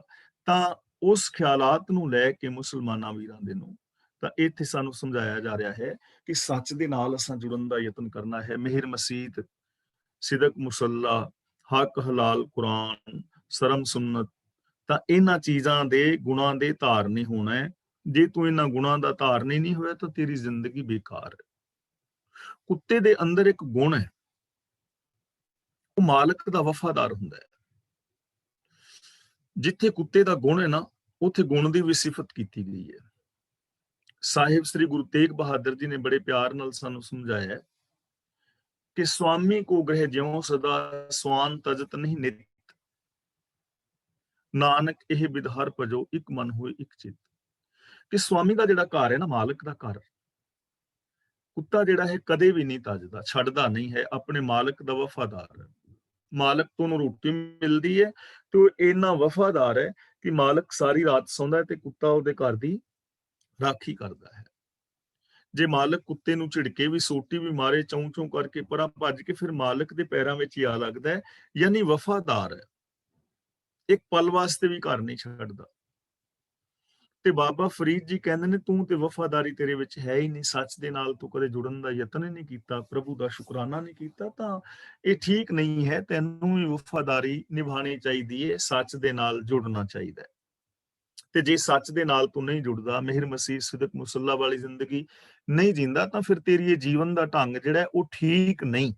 ਇਸ ਲਈ ਆਪਣੇ ਜੀਵਨ ਦੇ ਢੰਗ ਨੂੰ ਠੀਕ ਕਰ, ਔਰ ਜੋ ਕੁੱਤਾ ਬਿਰਤੀ ਹੈ ਲਾਲਚ ਵਗੈਰਾ ਵਾਲੀ, ਉਸ ਲਾਲਚ ਬਿਰਤੀ ਨੂੰ ਛੱਡ, ਸੰਤੋਖ ਦਾ ਧਾਰਨੀ ਹੋ, ਮਾਲਕ ਦਾ ਵਫਾਦਾਰ ਹੋ, ਰੱਬੀ ਰਜ਼ਾ ਦੇ ਅੰਦਰ ਜ਼ਿੰਦਗੀ ਗੁਜ਼ਾਰ। ਉੱਠ ਫਰੀਦਾ ਉਦੂ ਸਾਜ, ਸੁਬਹ ਨਿਵਾਜ਼ ਗੁਜ਼ਾਰ, ਜੋ ਸਿਰ ਸਾਈ ਨਾ ਨਿਵੈ, ਸੋ ਸਿਰ ਕੱਪ ਉਤਾਰ। ਉਜ਼ੂ ਦਾ ਮਤਲਬ ਨਮਾਜ਼ ਪੜਨ ਤੋਂ ਪਹਿਲਾਂ ਹੱਥ ਮੂੰਹ ਧੋਣਾ ਹੈ, ਹੱਥ ਪੈਰ ਧੋਣਾ ਹੈ। ਉਜ਼ੂ ਸਾਜ ਦਾ ਮਤਲਬ ਸ਼ੁਰੂ ਕਰ ਮੂੰਹ ਹੱਥ ਧੋ, ਸੁਬਹ ਦਾ ਮਤਲਬ ਸਵੇਰ ਦੀ, ਨਿਵਾਜ਼ ਗੁਜ਼ਾਰ ਦਾ ਮਤਲਬ ਨਮਾਜ਼ ਪੜ। ਬਾਬਾ ਫਰੀਦ ਜੀ ਮੁਸਲਮਾਨੀ ਖਿਆਲਾਤ ਮੁਤਾਬਕ ਕਹਿ ਰਹੇ ਨੇ ਕਿ ਇਹ ਇਨਸਾਨ ਉੱਠ, ਫਰੀਦ ਉੱਠ, ਮੂੰਹ ਹੱਥ ਧੋ ਤੇ ਸਵੇਰ ਦੀ ਨਮਾਜ਼ ਪੜ, ਯਾਨੀ ਪ੍ਰਭੂ ਦੀ ਰਜ਼ਾ ਭਾਣੇ ਦੇ ਨਾਲ ਜੁੜ, ਗੁਣਾਂ ਦੇ ਨਾਲ ਜੁੜ। ਯਾਨੀ ਜਦੋਂ ਜ਼ਿੰਦਗੀ ਦੀ ਸ਼ੁਰੂਆਤ ਹੋਵੇ ਸਵੇਰ ਦੀ, ਜਦੋਂ ਵੀ ਜੀਵਨ ਦੀ ਸ਼ੁਰੂਆਤ ਕਰੇ ਉੱਠ ਕੇ, ਤਾਂ ਸੱਚ ਦੇ ਨਾਲ ਤੋਂ ਜੁੜਿਆ ਹੋਇਆ ਹੋਣਾ। ਜੋ ਸਿਰ ਸਾਈ ਨਾ ਨਿਵੈ, ਸੋ ਸਿਰ ਕੱਪ ਉਤਾਰ। ਜਿਹੜਾ ਸਿਰ ਮਾਲਕ ਅੱਗੇ ਨਹੀਂ ਨਿਵਦਾ, ਕੱਪ ਦਾ ਮਤਲਬ ਕੱਟ ਕੇ ਲਾ ਕੇ ਪਰੇ ਸੁੱਟ। ਜੋ ਸਿਰ ਮਾਲਕ ਅੱਗੇ ਨਹੀਂ ਨਿਵਦਾ, ਉਹ ਸਿਰ ਕੱਟ ਕੇ ਲਾ ਦੇ। ਹੁਣ ਇਹਦਾ ਮਤਲਬ ਇਹ ਨਹੀਂ ਕਿ ਜਿਹੜਾ ਮਤਲਬ ਹੁਣ ਕੋਈ ਬੰਦਾ ਸਿਰ ਨਹੀਂ ਨਿਵਾਉਂਦਾ ਤੇ ਉਹਦਾ ਸਿਰ ਹੀ ਲਾ ਦੋ। ਸਿਰ ਕਿਹੜਾ ਨਹੀਂ ਨਿਵਦਾ? ਸਾਡੀ ਆਪਣੇ ਅੰਦਰਲੀ ਬਿਰਤੀ ਹੈ, ਸਾਡਾ ਹੰਕਾਰ ਨਹੀਂ ਨਾ ਨਿਵਦਾ। ਤਾਂ ਜਿਹੜਾ ਹੰਕਾਰ ਸਾਈਂ ਅੱਗੇ ਨਿਵਣ ਲਈ ਤਿਆਰ ਨਹੀਂ, ਜਿਹੜਾ ਹੰਕਾਰ ਸੱਚ ਦੇ ਨਾਲ ਜੁੜਨ ਲਈ ਤਿਆਰ ਨਹੀਂ, ਜੋ ਤੈਨੂੰ ਸੱਚ ਨਾਲ ਜੁੜਨ ਤੋਂ ਰੋਕ ਰਿਹਾ ਹੈ, ਉਸ ਸਿਰ ਨੂੰ, ਉਸ ਹੰਕਾਰ ਨੂੰ ਵੱਢ ਕੇ ਪਰੇ ਸੁੱਟ ਦੇ, ਉਸ ਹੰਕਾਰ ਨੂੰ ਖਤਮ ਕਰ ਦੇ। ਆਪਣੇ ਅੰਦਰ ਨਿਮਰਤਾ ਧਾਰਨ ਕਰ ਔਰ ਪ੍ਰਭੂ ਦੇ ਨਾਲ ਜੁੜਨ ਦਾ ਯਤਨ ਕਰ। ਜੋ ਸਿਰ ਸਾਈਂ ਨਾ ਨਿਵੈ, ਸੋ ਸਿਰ ਕੀਜੈ ਕਾਏ। ਕਾਏ ਦਾ ਮਤਲਬ ਕੀ ਕਰੀਏ? ਜਿਹੜਾ ਸਿਰ ਰੱਬ ਅੱਗੇ ਨਹੀਂ ਨਿਵਦਾ, ਉਹਦਾ ਕੀ ਕਰੀਏ? ਜਿਹੜਾ ਹੰਕਾਰ, ਜਿਹੜੀ ਸਾਡੀ ਬਿਰਤੀ ਰੱਬ ਅੱਗੇ ਨਹੀਂ ਜੁੜਦੀ, ਨਹੀਂ ਝੁਕਦੀ ਸੱਚ ਅੱਗੇ, ਉਹਦਾ ਕੀ ਕਰੀਏ? ਤਾਂ ਬਾਬਾ ਫਰੀਦ ਜੀ ਕਹਿੰਦੇ ਨੇ, ਕੁੰਨੇ ਹੇਠ ਜਲਾਈਏ ਬਾਲਣ ਸੰਦੇ ਥਾਏ। ਕੁੰਨੇ ਦਾ ਮਤਲਬ ਹਾਂਡੀ, ਜਿਹਨੂੰ ਅਸੀਂ ਪੰਜਾਬੀ ਵਿੱਚ ਵਲਟੋਈ ਕਹਿ ਦਿੰਦੇ ਹਾਂ। ਸੰਦੇ ਦਾ ਮਤਲਬ ਦੇ। ਉਸ ਹੰਕਾਰ ਨੂੰ ਤਾਂ ਚੁੱਲ੍ਹੇ ਦੇ ਅੰਦਰ ਸਾੜ ਦੇਣਾ ਚਾਹੀਦਾ ਹੈ, ਵਲਟੋਈ ਦੇ ਥੱਲੇ। ਸਿਰ ਨੂੰ ਹਾਂਡੀ ਥੱਲੇ ਬਾਲਣ ਦੇ ਥਾਂ ਬਾਲ ਦੇਣਾ ਚਾਹੀਦਾ ਹੈ। ਆਕੜੇ ਹੋਏ ਹੰਕਾਰ ਨੂੰ ਜਿਹੜਾ ਹੈ ਬਾਲਣ ਦੇ ਥਾਂ ਬਾਲ ਦੇਣਾ ਚਾਹੀਦਾ ਹੈ। ਭਾਵ ਕਿ ਅਸੀਂ ਈਗੋ ਕਰਕੇ ਨਹੀਂ ਨਾ ਜੁੜਦੇ ਸੱਚ ਦੇ ਨਾਲ। ਹੋਮੇ ਨਾਵੇਂ ਨਾਲ ਵਿਰੋਧ ਹੈ। ਜਿੱਥੇ ਹੋਮੇ ਹੈ ਉੱਥੇ ਪ੍ਰਭੂ ਦੇ ਗੁਣ ਨਹੀਂ। ਜਬ ਹਮ ਹੋਤੇ ਤਬ ਤੂੰ ਨਾਹੀਂ, ਅਬ ਤੂੰ ਹੀ ਮੈਂ ਨਾਹੀਂ। ਜਿੱਥੇ ਮੈਂ ਹਾਂ ਉੱਥੇ ਤੂੰ ਨਹੀਂ, ਜਿੱਥੇ ਤੂੰ ਹੈ ਉੱਥੇ ਮੈਂ ਨਹੀਂ। ਕਿਉਂਕਿ ਜਿੱਥੇ ਮੈਂ ਹੈ ਉੱਥੇ ਅਗਿਆਨਤਾ ਦਾ ਹਨੇਰਾ ਹੈ, ਜਿੱਥੇ ਤੂੰ ਹੈ ਉੱਥੇ ਗਿਆਨ ਦਾ ਚਾਨਣ ਹੈ। ਤਾਂ ਸਾਨੂੰ ਇਹਨਾਂ ਦੋਹਾਂ ਸ਼ਲੋਕਾਂ ਰਾਹੀਂ ਸਮਝਾਇਆ ਜਾ ਰਿਹਾ ਹੈ ਕਿ ਜਿਹੜਾ ਤੁਹਾਡਾ ਹੰਕਾਰ ਸੱਚ ਅੱਗੇ ਨਹੀਂ ਨਿਵਦਾ, ਉਸ ਹੰਕਾਰ ਦੇ ਸਿਰ ਨੂੰ ਵੱਢ ਕੇ ਪਾਸੇ ਕਰੋ, ਉਹਨੂੰ ਚੁੱਲ੍ਹੇ ਦੇ ਵਿੱਚ ਸਾੜੋ। ਯਾਨੀ ਉਸ ਹੰਕਾਰ ਨੂੰ ਛੱਡ ਕੇ ਤੇ ਸੱਚ ਦੇ ਨਾਲ ਜੁੜਨ ਦਾ ਯਤਨ ਕਰੋ ਔਰ ਪ੍ਰਭੂ ਦੇ ਰਜ਼ਾ ਭਾਣੇ ਵਿੱਚ ਤੁਰੋ, ਰੱਬੀ ਗੁਣਾਂ ਦੇ ਧਾਰਨੀ ਹੋਵੋ, ਜਿਸ ਕਰਕੇ ਇਹ ਜੀਵਨ ਸਾਰਥਕ ਹੋਵੇ। ਔਰ ਆਪਣੇ ਸਮੇਂ ਨੂੰ ਵਿਅਰਥ ਨਾ ਗਵਾਓ, ਕਿਉਂਕਿ ਇਸ ਸਮੇਂ ਨੇ ਵਾਪਸ ਮੁੜ ਕੇ ਨਹੀਂ ਆਉਣਾ। ਸਮੇਂ ਨੂੰ ਦੀ ਸਹੀ ਵਰਤੋਂ ਕਰੋ। ਤਾਂ ਅੱਜ ਦੀ ਵਿਚਾਰ ਅਸੀਂ ਇੱਥੇ ਖਤਮ ਕਰਦੇ ਹਾਂ। ਜੇ ਕਿਸੇ ਵੀਰ ਭੈਣ ਨੇ ਅੱਜ ਦੀ ਇਸ ਵਿਚਾਰ ਵਿੱਚ ਕੋਈ ਸਵਾਲ ਕਰਨਾ ਹੋਵੇ ਤਾਂ ਉਹ ਸਵਾਲ ਕਰ ਸਕਦੇ ਹੋ ਅੱਜ ਦੇ ਇਹਨਾਂ ਸ਼ਲੋਕਾਂ ਦੇ ਸੰਬੰਧ ਵਿੱਚ। ਤੇ ਜੇ ਕਿਸੇ ਵੀਰ ਭੈਣ ਨੇ ਆਪਣੇ ਵਿਊਜ਼ ਦੇਣੇ ਨੇ ਤਾਂ ਉਹ ਅਨਮਿਊਟ ਹੋ ਜਾਓ, ਆਪਣੇ ਵਿਊਜ਼ ਵੀ ਆਪ ਦੇ ਸਕਦੇ ਹੋ। ਹੁਣ ਅਗਲੀ ਕਾਰਵਾਈ ਕਲਾਸ ਦੀ ਵੀਰ ਤਰਲੋਚਨ ਸਿੰਘ ਜੀ ਕਰਨਗੇ। ਤੇ ਫੇਸਬੁੱਕ ਤੇ ਜੋ ਮੇਰੇ ਵੀਰ ਭੈਣਾਂ ਸਰਵਣ ਕਰ ਰਹੇ ਨੇ, ਉਹਨਾਂ ਸਾਰਿਆਂ ਦਾ ਤਹਿ ਦਿਲੋਂ ਧੰਨਵਾਦ। ਵਾਹਿਗੁਰੂ ਜੀ ਕਾ ਖਾਲਸਾ, ਵਾਹਿਗੁਰੂ ਜੀ ਕੀ ਫਤਿਹ। ਵਾਹਿਗੁਰੂ ਜੀ ਕਾ ਖਾਲਸਾ, ਵਾਹਿਗੁਰੂ ਜੀ ਕੀ ਫਤਿਹ। ਬਹੁਤ ਬਹੁਤ ਧੰਨਵਾਦ ਜੀ ਗਿਆਨੀ ਜੀ, ਤੇ ਸਾਰਿਆਂ ਨੇ ਸੁਣਨ ਲਈ ਜੀ ਅੱਜ ਦੀ ਵਿਚਾਰ। ਤੇ ਤੁਸੀਂ ਆਪਣੇ ਅਨਮਿਊਟ ਹੋ